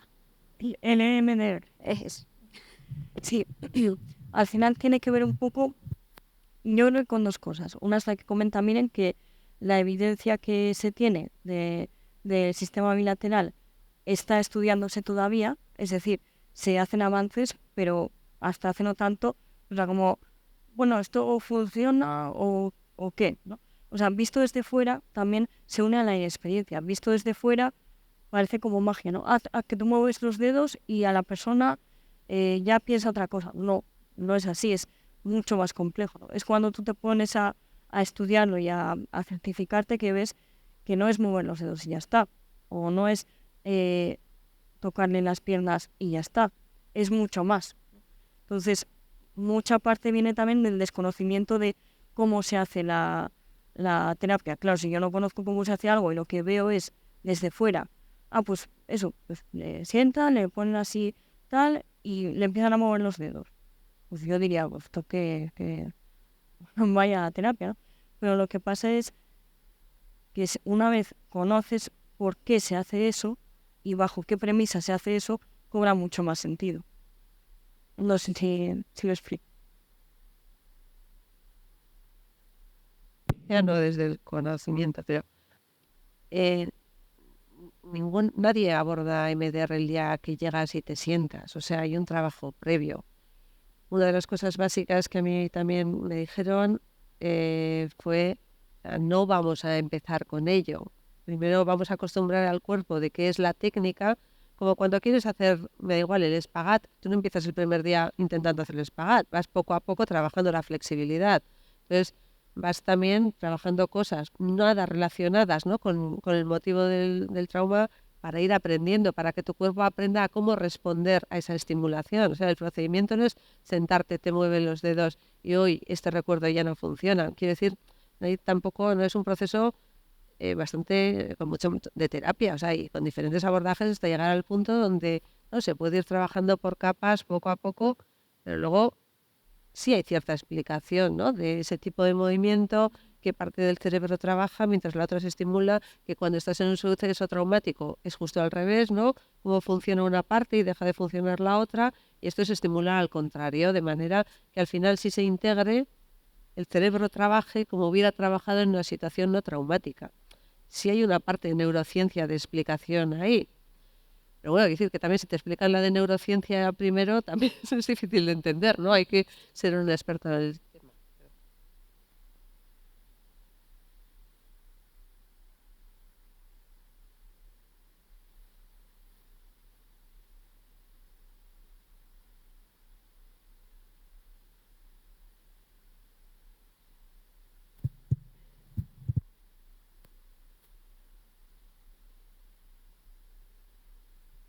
Bueno, pues si no hay más preguntas, igual pasamos ya a la actuación de humor. Les damos las gracias a estas dos chicas magníficas que han venido hoy y pasamos ya a la última parte de la jornada. Eskerrik asko.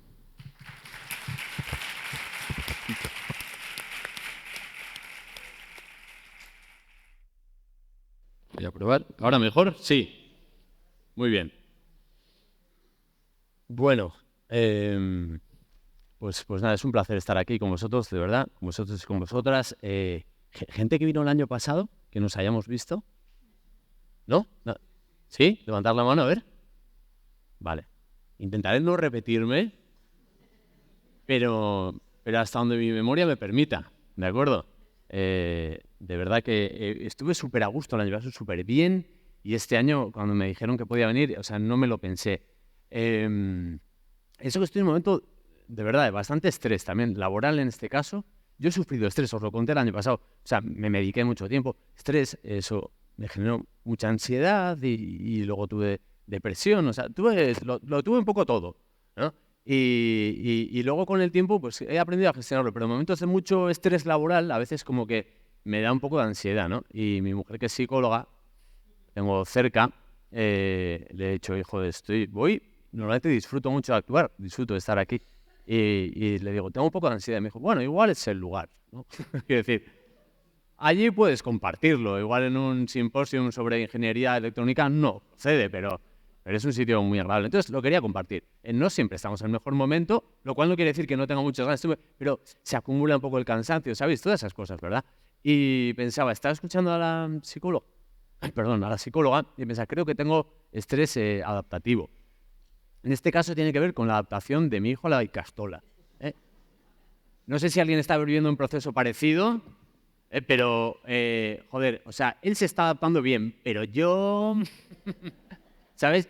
Me levanto por la mañana, les llevo a los dos, a la mayor que tiene 6, el pequeño tiene 2, todavía no tiene 3, les dejo tal, no sé qué. Y antes ya estaba haciendo la adaptación a la Haurreskolak, ahora ya a la Icastola. Es como, ¿no? O sea, es un proceso largo. Llevo al peque, lo dejo allí, se me rompe el corazón cuando me voy. Ahí está. Llora, siempre hace lo mismo, me voy, joder, jodido, lo miro, ya está bien, y le sigo jodiendo, como ya se olvidó de mí en un segundo, ¿no? Doble castigo. Pero bueno, el caso es que sí, que eso además interfiere mucho en mi vida laboral, no tengo tanto tiempo para trabajar, duermo menos, un montón de cosillas, ¿no? Y estaba pensando que es curioso porque luego vienes a actuar y en mi caso, mi trabajo, yo sé que en muchos casos no es así, pero en mi trabajo me calma, mi trabajo me sana, por decir, yo vengo aquí y me siento muy bien. Mi trabajo de alguna forma, bueno, mi trabajo me desnuda, ¿no? Y prácticamente es el único sitio donde me desnudo, ya también os lo voy a decir.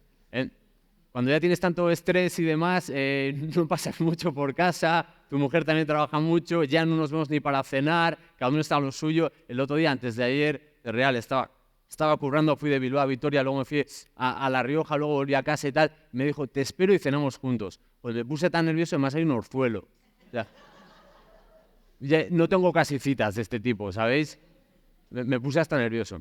Pero bueno, a lo que iba. Yo me acuerdo del año pasado, os comenté en qué consistía un poco mi curro, ¿no? O sea, yo hago humor, hace ya 20 años que me dedico al humor, pero luego es vital la parte del público. Entonces esto creo que lo expliqué, pero lo voy a explicar de nuevo porque me gusta hacer pedagogía a la comedia. Entonces, todos los que estáis escuchando, esto no se trata solo de mí. Quiero decir, vosotros tenéis que poner de vuestra parte. Bien, entonces, si veis que esto tiene gracia, con total libertad, reíros. ¿De acuerdo? Si veis que no tiene gracia, con total libertad, reíros. Cuidado con ese perfil, siempre lo digo, señores de más de 50. No sé qué pasa a partir de esa edad, que ya vienen a aplaudir, pero no se van a reír. Son esos señores que yo los veo, porque desde aquí se ve todo, que están sentados, pachorra, ¿verdad? Y terminan como diciendo, a ver qué hay, ¿no? Y en el momento en que deberían reírse, aplauden. Pero además aplauden con esta cadencia como de... En una actitud de, no estoy disfrutando, pero valoro el esfuerzo, ¿verdad? Si hay algún señor, un caballero, que se dé por aludido, yo le invito a que se imagine pues, un viernes por la noche entregado a la pasión en su alcoba con su pareja o con quien quiera, dando lo mejor de sí, como voy a hacer yo aquí, y en ese momento álgido, su pareja... ¿Qué pasa, cariño? Que no estoy disfrutando, pero valoro el esfuerzo, ¿Entendéis lo doloroso que puede ser, verdad? Somos ya todos adultos y civilizados. Si nos gusta, simplemente haced como estas parejas y fingid, ¿de acuerdo? Bien, dicho esto, quiero escuchar vuestra risa más falsa. Vamos a ensayar primero con la A, con una ja, ¿vale? Esto es verdad, Vamos a hacerlo para liberar tensiones. Lo ha dicho bien la psicóloga, el cuerpo sabe, lo ha dicho también, miren, el cuerpo sabe más que la mente. Bien, vamos a hacer un ja, ja, ja, ja, ja, con la A, la de 3, 2, 3. Bien, es como risa como de colegas, ¿verdad? Con la E, vamos a probar una risa falsa con la E. A ver, 1, 2 y 3. Es como cuando tu jefe te hace una broma que no tiene mucha gracia, ¿verdad? ¿Verdad? Con la I, a ver cómo suena con la I. ¿Cómo hace corrillo de vecinos, no? ¿Te has enterado que...? ¿Verdad? A ver con la O. Muy navideña, ¿verdad? Bien, y con la U por último. Esta es como de tribunal, ¿no?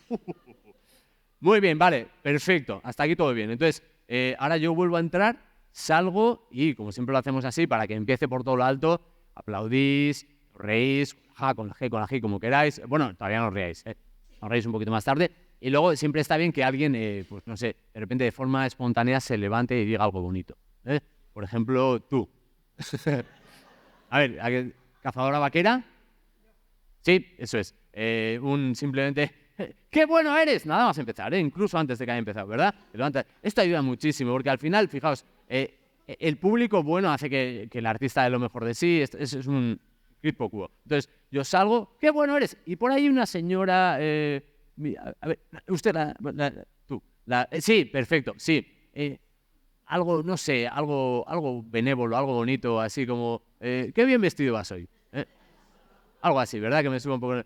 Y con eso casi ya lo tendríamos. Salgo, aplaudís, cualquier interacción así espontánea también es bienvenida, ¿vale? Y ya empiezo, en realidad lo que voy a hacer que es comentar todo lo que hemos escuchado con algunas ideas propias y demás. A ver hacia dónde nos lleva, vamos a ir fluyendo. ¿Parece? Sí. Si no os parece a vosotros, mal. Me meto, salgo y empezamos, ¿sí? Venga, vamos allá, vamos allá.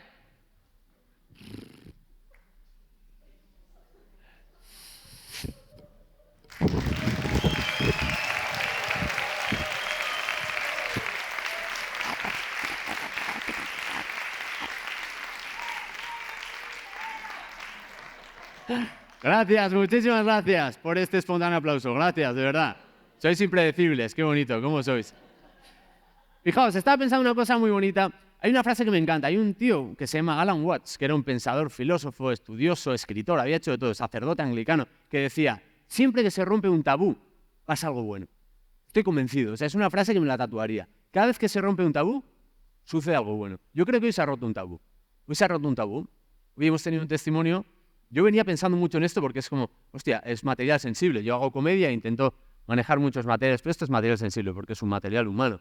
Y cuando hablamos de una experiencia fuerte, algo que te ha pasado, y lo contamos en primera persona, estamos rompiendo un tabú, ¿no? Y si hay algo que realmente podemos hacer socialmente por avanzar, sobre todo en enfermedad mental, es romper tabús, ¿verdad? Entonces, antes de nada os voy a pedir un aplauso, pero no para mí, sino para Miren. Dericasco.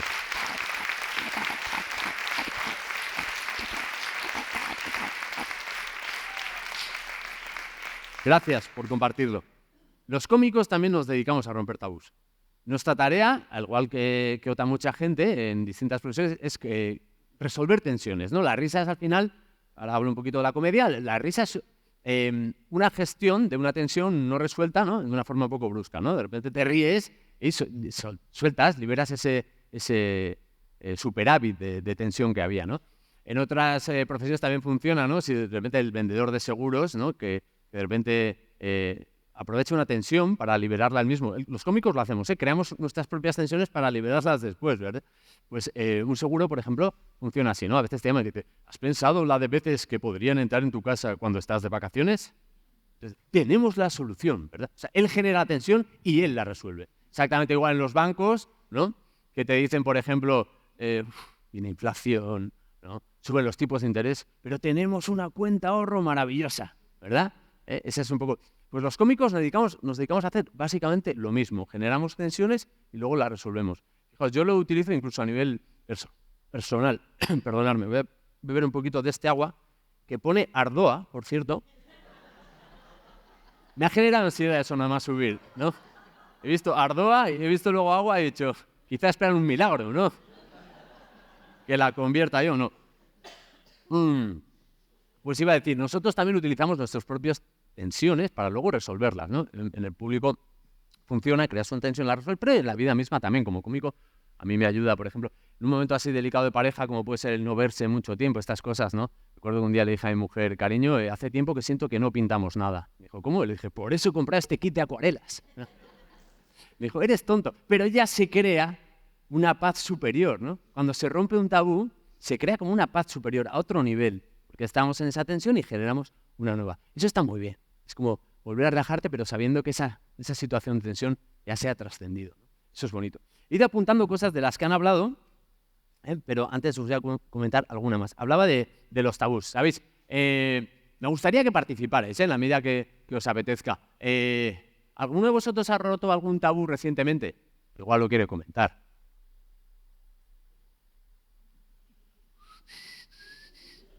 Bien, pillo la indirecta. Vale, pues voy a hablar de mí. Hace como 23 años me puse a estudiar teatro. Fui a una escuela de arte dramático en Barcelona y, ¿sabes? El primer día llegas, quieres crear buena impresión, ¿no? Causar una buena impresión. Recuerdo que iba como ahí, a ver, tío, te sientas entre toda la gente, está el profesor en medio y era una especie de anfiteatro precioso donde íbamos saliendo y hacíamos ejercicios. Primer día sale un tío, empieza ahí como a hacer unos ejercicios, tal, de improvisación, tal cual. Y de repente, o sea, en el peor momento, sentí como un movimiento intestinal fuerte, ¿no? Y me zurré. O sea, me salió un pedo, pero rollo, claro, en un anfiteatro. O sea, igual está pensado más para Shakespeare, pero se amplifica todo, ¿sabes? Como, se fue como, o sea, sentí un... Dije, hostia, seguramente lo ha sentido todo el mundo aquí, ¿no? O sea, como si de repente mi culo se hubiera conectado por Bluetooth a todo el sistema de sonido de la sala, ¿no? Y fue como de, hostia, empezamos bien. Toda la gente, o sea, el profesor yo creo que se dio cuenta, porque obviamente se dio cuenta, y hizo como un, vamos a seguir con, ¿no? Vamos a pasar por alto, no pasa nada y tal. Pero yo pensé, hostia, vaya situación. Realmente, primer día, claro, eso, ¿no? Nadie te conoce y tal. Y entonces notaba como las risas de fondo de la gente que estaba ahí como de... Y alguien dijo, ¿quién ha sido? ¿Quién ha sido? Y entonces dije, ¿qué cojones, tío? Un paso adelante, ¿no? O sea, estaba ahí sentado y dije, yo. Os juro que no pensaba hacerlo, ¿no? Se hubo como un impulso entre mí y dije, yo. O sea, más como con cierto orgullo, ¿no? De, ha sonado bien, ¿no? O sea, como, soy vasco y tengo cierta... No, y dije, yo. Como sosteniendo la mirada y tal, ¿no? Y de repente un tío me miró y me dijo, no, algún aplauso y tal. Y otro tío me miró cómplicemente como diciendo, tío, nos vamos a llevar bien. Una chica que creo que me hizo ojitos y pensé, fíjate, ¿no? Se ha roto un tabú, algo sucede ahí positivo en este momento, ¿no? Gracias a esto. Es verdad que luego pensé, una tensión nueva se generó. Pensé, por favor, que no huela, me puedo hacer cargo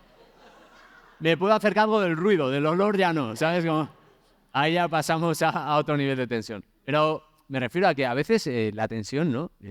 Se rompe positivamente a través de romper un tabú y generar una nueva estabilidad. Esto saben mucho los niños. Estaba hablando de niños, ahora tengo dos. Siempre es un tema recurrente para mí porque es el que me ocupa, hablo de las cosas que vivo.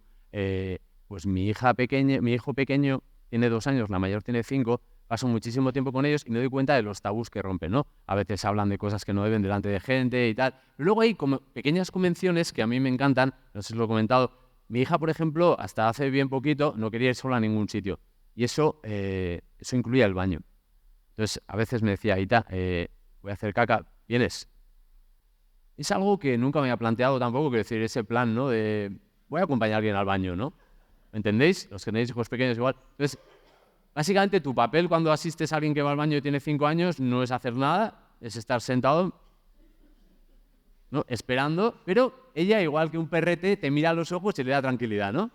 Está ahí como sentada, yo también, nos miramos, yo hay hueco encima de la calefacción, y ella me mira y puedo ver en esa cara así prístina, limpia, transparente, ¿no? Es como la pantalla de un móvil, su nivel de descarga, ¿no? Entonces, mi hija, ¿qué hace? Hace lo que nadie haría, ¿no? Que es habla tranquilamente, ¿no? Habla, no sé qué.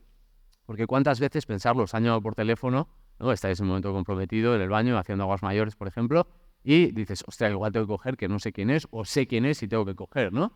¿Y qué hacéis? Cogéis el teléfono, mira, es que no, lo hemos hecho todos, y entonces simplemente tratas de tener una partitura respiratoria, de forma que no se note cuando estás empujando y cuando soltando, ¿no? Es por ejemplo, eso en... ¿Sí? ¿Cómo? Raúl, sí, Raúl. Miércoles, ¿ya? Que igual el otro nota que le estás metiendo énfasis, pero nada más, ¿no? Es como decía, una partitura respiratoria, ¿verdad? Claro, mi hija no entiende esas cosas, no ve cómo entiende sus actividades, entonces directamente habla, ¿no? Se sienta y está ahí. Ahí está. ¿Tú sabes por qué el ratoncito Pérez se lleva los dientes? Además está en esa fase del por qué, ¿no? Todo es por qué. Ahí está, ¿por qué el ratoncito Pérez? ¿Por qué no? Mi hijo pequeño está en esa fase de repetirlo todo. ¿Sabéis que a los dos y pico repiten todo? Pero constantemente, ¿no? Parker aguas, bye, bye. Parker, bye, bye, bye. Parker, bye, bye, bye. El otaquín, bye.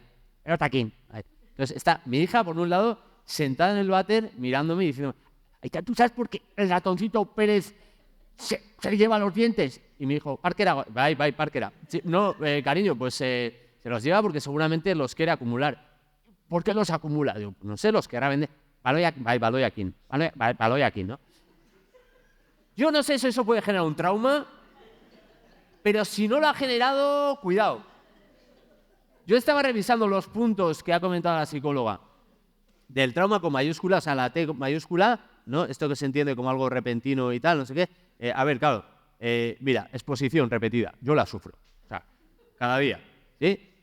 Intrusión, joder, hasta en el cuarto baño, intrusión, recuerdos, sueños y tal, ¿no? Sueño tengo como para exportar, tengo sueño todo el día. Despersonalización, joder, a mí me pasa a veces de llegar a la cocina y decir, ¿qué estoy haciendo yo con este pañal sucio en el microondas tirando la infusión a la basura, ¿no? O sea, esta sensación de exactamente en qué me estoy equivocando. Evitación, evito todos los parques. O sea, si veo un Toys R Us pasa así como sin mirar, ¿sabes? Y que no lo vean mis hijos. No, evitación constante. Alteraciones negativas y cognitivas del estado de ánimo. O sea, lagunas, ¿no? Fíjate si he tenido lagunas que tuve un segundo hijo porque olvidé lo que era tener el primero. Yo creo que el cerebro hace magia, ¿verdad? Y dices, hostia, qué duro ha sido, ¿no? Y vamos a por el segundo. Venga, ¿no? Los que tenéis varios hijos lo sabéis. Alteración importante, la alerta y la reactividad. El petardazo es el principio de ¡bum! Habéis oído un grito, ¿no? ¡Hey! Era yo. Os lo juro, o sea, me ha dado un vuelco el corazón. Ese nivel de... No sé si estoy rozando el trauma con T mayúscula, pero que estoy afectado seguro. Fijaos, mi mujer es psicóloga, os lo decía. Ella una vez se dedica también al tema, bueno, la resiliencia, y ha hecho algo de traumaterapia y ha hecho algún curso sobre el trauma. Y ella me decía que el trauma es algo, tal como tú comentabas, en inglés creo que lo decía como too much, too soon, too fast. O sea, demasiado intenso, demasiado rápido y demasiado corto. Decía, como el sexo contigo, Sergio. Diga, no fastidies que nunca es intenso. Ella me decía que es algo como que es difícil de procesar, ¿no? No tenemos tiempo de procesarlo. Y sobre esto, yo pensaba, perdonadme, tengo apuntado unas cuantas cosas, yo pensaba, en mi caso, la mayoría de las dificultades, digamos, que me podían generar traumas han venido siempre del mundo laboral.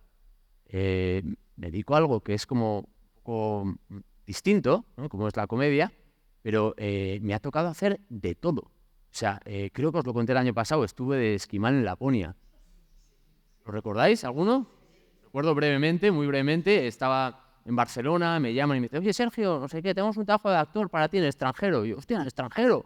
Pensando, es una peli en Hollywood, una serie hispano-argentina, ¿no? ¿De qué se trata? Me dicen, no, esquimal, Laponia. Lo juro, ¿sabéis dónde está Laponia? Yo no tenía ni idea, o sea, cogí Mapamundi, Ciudad del Cabo, Moscú, Fagurain. Digo, ¿dónde está Laponia, no? Arriba, o sea, donde cambias la bombilla, donde el plástico, donde la regla, ¿sabes? Ahí, o sea, ahí está, a mí me mandaban allí, a una parte, en realidad Laponia lo componen los lapones, mal llamados lapones, los samis, viven entre Finlandia, creo que Dinamarca, me mandaban a un punto de ahí perdido de Finlandia, por ser muy breve, os diré, fui en un jet privado, pero no me pagaban nada, dices, qué cosas, ¿verdad? Hay dinero para un jet, pero para mí no. Caracterizado como un esquimal con un traje que debía ser como de lefties, muy finito, muy finito. Y en el camino me entero que hacían 24 grados bajo cero en el avión, porque lo dijo la azafata, y cuando voy a bajar, pues digo, Dios mío, me habían dicho, bueno, va a ser un trabajo sencillo, vas a trabajar un poquito por la noche, un poquito, vas a hacer un poco, acompañar a los niños a ver a Papá Noel y tal, en fin. Y nada, y bajo ahí del avión 24 bajo cero, o sea, bueno, pues me calentan las manos en un frigorífico, ¿sí? Sí, fui a un bar y me dijeron, agua fría del tiempo, digo, tú mismo, o sea, tampoco me... La gente con pieles de reno, los renos con pieles de gente, ¿no? O sea, me eché un pedo que está ahí también guardado. Y luego, eso, bueno, me decían, trabajas un poquito por la noche. Mira, 22 horas de noche, ¿sabes? Que a gusto hubiera trabajado yo de sol a sol, pero... Después de eso, que no fue fácil, vine, y creo que también os lo conté, tuve una experiencia trabajando, esto es real, todo real, bastante traumático, sobre todo cuando quieres hacer algo interesante y estás esforzándote y estudiando, que fue trabajar en una ferretería de Sabadell haciendo de mimo.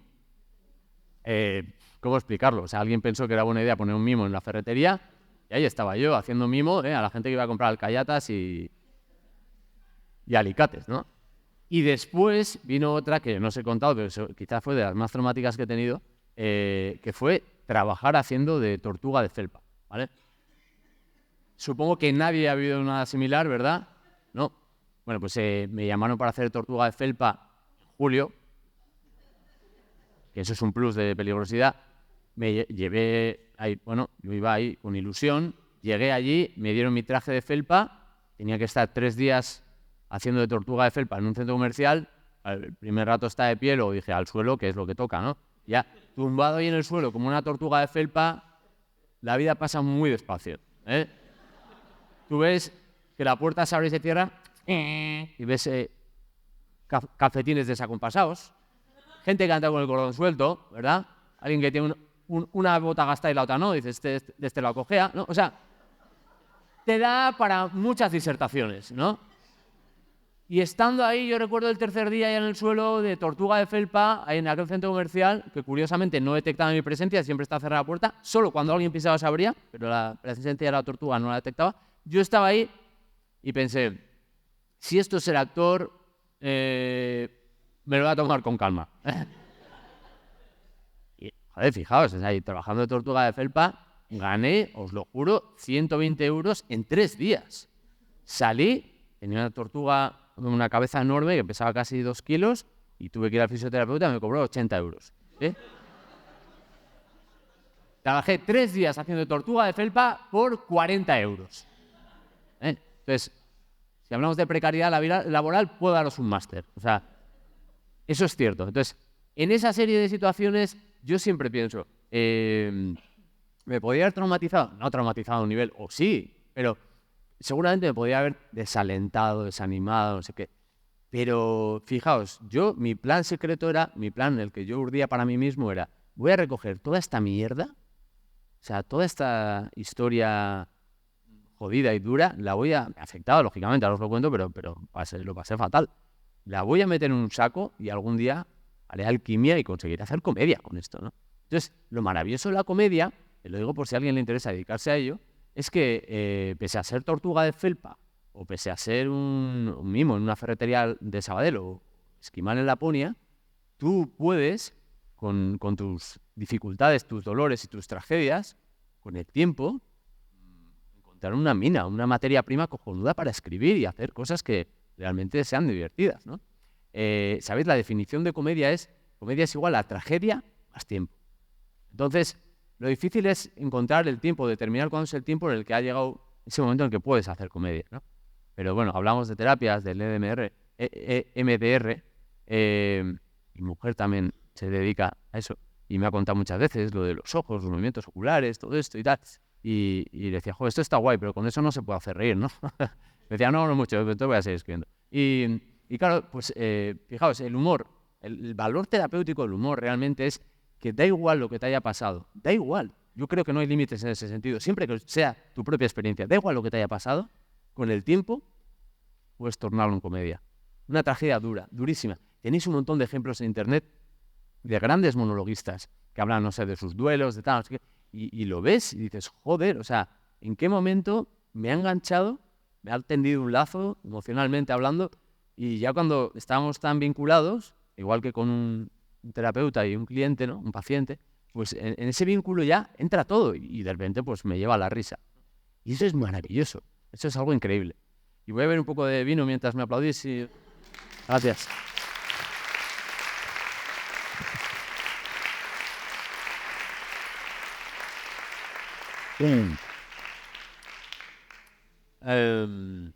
Hablamos de la T minúscula, me ha interesado mucho esto de prolongado en el tiempo, ¿no? De cómo...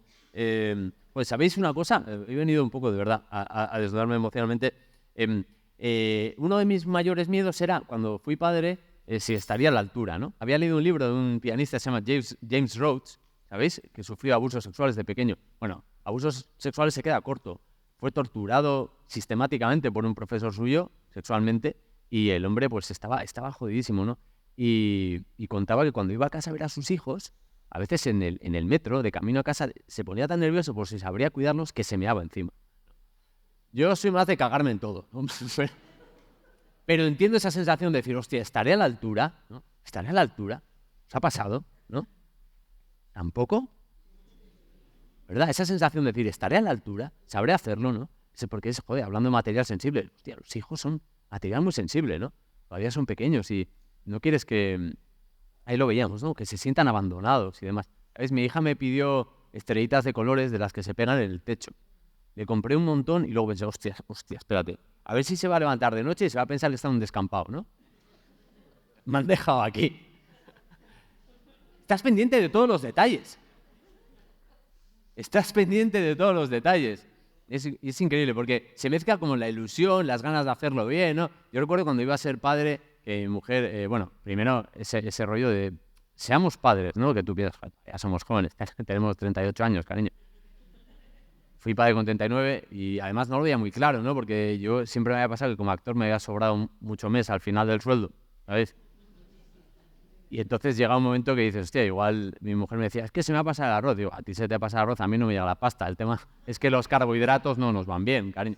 Y entonces de repente ella me dijo, no, vamos a ser padres, ya verás, vamos a ser padres. Tal, no sé qué. Y yo, como confío en ella, porque es una persona más madura que yo, esto lo he explicado alguna vez, pero yo tengo una teoría de que en toda pareja hay una persona que es más madura que la otra, ¿sabéis? Seguramente hay alguien que está pensando, ¿seré yo el maduro? Si lo piensas, no eres tú. A la gente madura no le cabe duda, ¿vale? Los que no somos tan maduros son los que pensamos, ¿seré yo? No. Si dudas, no eres tú, amigo, amiga, no. Normalmente amigo. No eres tú. Entonces, pasa con las parejas que normalmente uno que es más madura, hace una inversión de futuro con el otro. Dice, este no está para hoy, pero me lo llevo a casa y en un tiempo ya verás, ¿eh? Es un poco como comprar un aguacate, ¿verdad?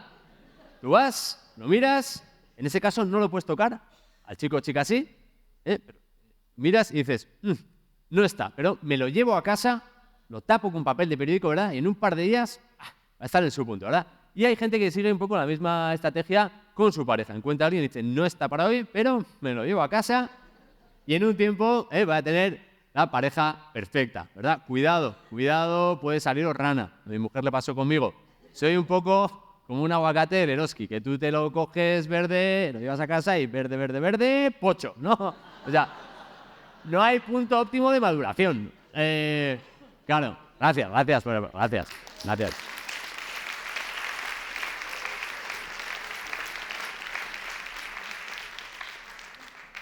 Bueno, pues en esa situación de querer ser padre, realmente yo creo que eso, que uno conecta con sus miedos y con sus traumas o con sus heridas. Me gusta llamarlo heridas porque igual trauma es una palabra, como ya decía, muy gruesa, pero con sus heridas sí. Las heridas que tenemos todos, que tienen que ver con nuestra infancia y demás. Y joder, y yo recuerdo ahí, hombre, primero la ilusión, ¿no? Vas a ser padre ahí, la ecografía. Iba con mi mujer ahí, hostia, la primera ecografía. ¿Os acordáis alguna de esa primera ecografía que vas como ilusionado, si vas en pareja, sentado en esa sala ahí de la Seguridad Social, esperando, ¿no? Y sale ahí, se abre la puerta, sale la mujer.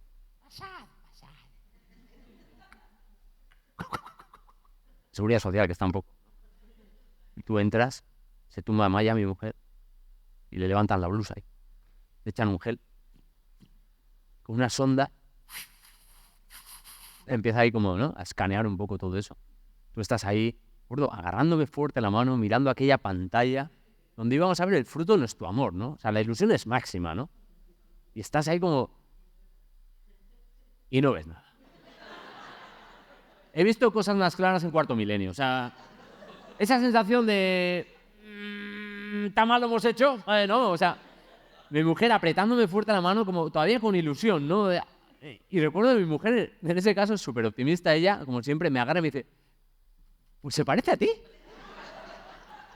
Que la matrona dijo, puede ser, pero eso es el culo, señora. esa sensación, ¿no? De ilusión, de decir, venga, a por todo, ¿no? Y luego, joder, llega el momento del parto y tal.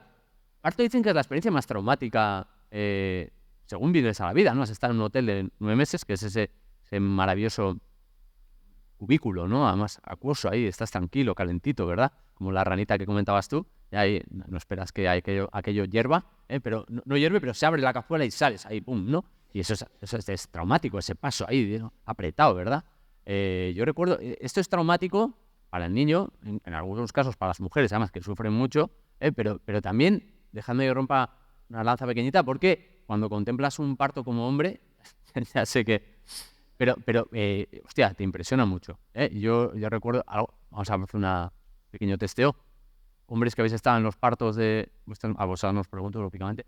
¿Habéis estado en los partos de vuestras parejas? ¿Sí? ¿Cuántos? 2 partos. ¿Bien? ¿Cómo esperabas? ¿Casa? Joder, muy bien. Te pillo cerca. Y bien, o sea, digamos, sorpresas, grandes sorpresas, ¿no? Como en las películas, no exactamente. Que decían, este rollo como dulcificado de qué bonito es el parto. Cariño, empuja, Margaret, empuja. Esto, ¿cómo te llamas? Alfredo, ¿fue así? No. Bueno, sí, hubo... Diferente. Es una buena definición. Yo creo, o sea, que decir, yo tenía una idea de cómo será, ¿no? Y o sea, mi mujer estaba, lógicamente, en un estado de agitación ahí total, ¿no? O sea, lo último, le decía, ¿qué hago? ¡Vete! No, es como, pues igual es buena idea.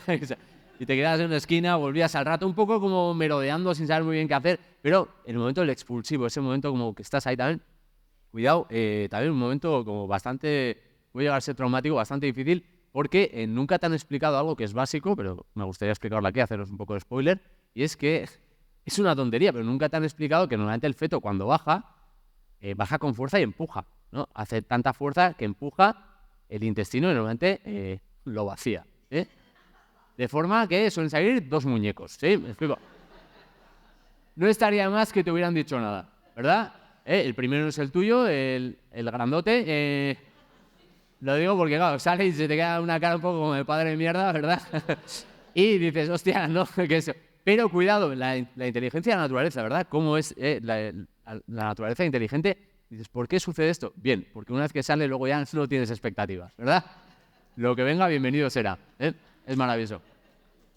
Y luego, después del parto, pues toda la crianza y tal. Un momento también. El momento de la crianza, la lactancia y demás, es un momento que yo creo que es maravilloso como bebé y como madre, ese vínculo.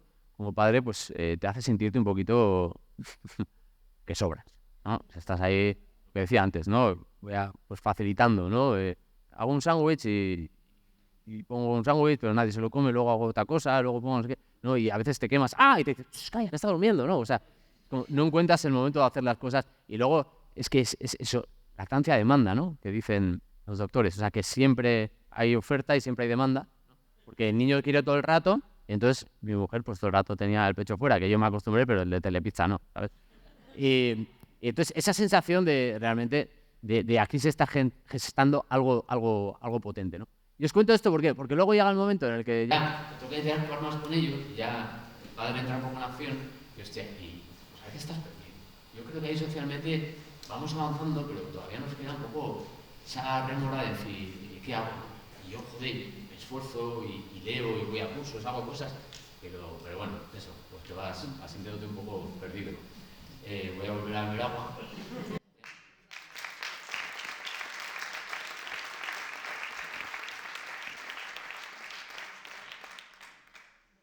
Y creo que me he dejado alguna cosita de todo lo que han hablado. Hemos hablado de los tabús. Hay una cosa muy interesante. Fijaos, más allá de tu historia, que me parece que es muy humana, muy directa y tal, a veces tenemos no sé si te habrá pasado, pero tenemos la tentación de juzgar a la gente, ¿no? De pensar, alguien ha hecho una cosa buena o mala, ¿no? Es como muy sencillo, ¿verdad? Y sobre todo, no alguien ha hecho una cosa buena o mala, alguien es bueno o malo, que eso ya es hostia, ¿verdad? No sé, ¿hay alguien que se considere, bueno, hay personas que se consideren buenas personas, que levanten la mano, por favor. Vale. ¿Te consideras buena persona? ¿Eh? Cojonuda. La autoestima, ¿estás bien? Ya veo que sí. Digamos, ¿por qué eres buena persona? ¿Cómo te llamas? ¿Cómo te llamas? ¿Pablo? Manu. ¿Por qué dirías que eres buena persona, Manu? Y yo no lo dudo, pero ¿por qué dirías que eres buena persona? Yo voy por la vida intentando ayudar a lo que puedo y sin hacer daño a nadie. Bien, está bien. Una amplia mayoría se sentiría identificada, ¿verdad? ¿Alguien más que ha dicho que es buena persona por ahí? A ver, había levantado la mano alguien. Claro, no hagas esto. Había alguien que había levantado la mano. Que te he visto. ¿Por qué eres buena persona? Sí, tú. Sí. Porque disfruto ayudando a todos lo que tengo, darlo a los demás. Disfrutas dando lo que tienes a los demás. Está bien. O sea, lo entiendo perfectamente, pero ¿hay alguien que se considere mala persona? O regular, o sea, igual dice, no soy lo puto peor, pero tampoco estoy para tirar cohetes, o sea... A ver, ¿no? ¿Soy el único? ¿No? Yo digo, porque, fijaos, es curioso, pero yo creo que en realidad existen las buenas personas como Manu y como tú, o sea, estoy absolutamente de acuerdo, pero también creo que existimos personas como en una mediocridad moral, ¿cómo decir? Y de alguna forma nos debéis mucho. Es decir, sí, Manu, si no hubiera gente como yo, gente así, tú no podrías ser tan buena persona, ¿no? O sea, quiero decir, nos necesitáis como el INEM a los desempleados, como los fabricantes de kebab a los de papel higiénico, o sea, hay un vínculo ahí que decir, tú eres buena persona porque yo te pongo el listón aquí, pero Manu, te meten a Gran Hermano con Rigoberta Menchú, Gandhi y no sé quién, te van a expulsar a ti primero, Manu. O sea, ¿me explico? O sea, es decir, lo de ser bueno o malo, relativo. Yo creo, fíjate, esta es mi teoría y voy a ir acabando porque me parece interesante, Cuando hablamos de traumas y demás, me parece que a veces tenemos la tentación de juzgar a la gente que está pasando por un mal momento y decir, ha hecho algo malo, bueno, es una apreciación, pero es mala persona, hostia, cuidado, está en un momento muy delicado, ¿no? Y además creo que todos tenemos una parte oscura, creo que esto lo comenté el año pasado, en la que, bueno, no nos gusta destacar y una parte brillante en la que somos la hostia, ¿verdad? O sea, tenemos como nuestra mejor cara lista para la foto, podemos hacer cosas cojonudas y nos gusta que nos recuerden así, pero hay una cara B, The Dark Side of the Moon, que decían los Pink Floyd, donde, cuidado, ahí pasan cosas, Y de hecho, estamos acostumbrados en esta sociedad a brillar, no nos gusta tanto no brillar, no nos gusta la sombra, porque pequeños gestos, como por ejemplo, ¿cuántas de vosotros cometéis ese delirante pecado de ir al baño, hacer popó y tirar colonia? Pulverizar ambientador. Levantad la mano ahora. Levantadla, esa mano que arroja la piedra y luego la perfuma. A ver. No, ¿verdad? Toda esa gente, me dirijo a toda esa gente, que dice, no, por si entra alguien, ¿no? Aunque viva solo, aunque por si entra alguien, ¿verdad? Y luego vas tú detrás, no nos hacéis ningún favor, a los que vamos con esta mierda por delante, ¿vale? No nos hacéis ningún favor. Tú entras al baño, abres la puerta y lo primero que te llega es un olor agradable, como de un perfume de una colonia hecha para gustar, ¿verdad? Tu pituitaria se relaja y aquello se abre. ¿Y entonces qué? El olor a chorongo, ahí está, ¿no? ¿Entendéis? Es como el caballo de Troya, ¿no? De mira, ya está. Y cuando te relajas y te abres, ¡boom! ¿No? Ese tsunami ahí, ¿no? Esa mezcla un poco de mierdolonia, de colierda, no sé cómo llamarlo, ¿verdad? Cuidado, a ver si empezamos a asumir que todos tenemos nuestras mierdas. Quiero decir, ir de frente con eso. Claro, es que es así, o sea, pequeños gestos, pero resumiendo, yo creo que todos tenemos pensamientos negativos, positivos o digamos que nos cuestan gestionar y nos hacen hacer cosas que a veces son complicadas, ¿no? Y ya no hablo si además hemos sido sometidos a una presión muy grande y nos ha generado un trauma. Entonces, seamos benévolos, porque en realidad yo puedo ser tan buena persona como Manu y seguramente Manu puede ser tan cabrón como yo. Muchísimas gracias a todos y a todas. Eskerrik asko. Ha sido un auténtico placer. Gracias.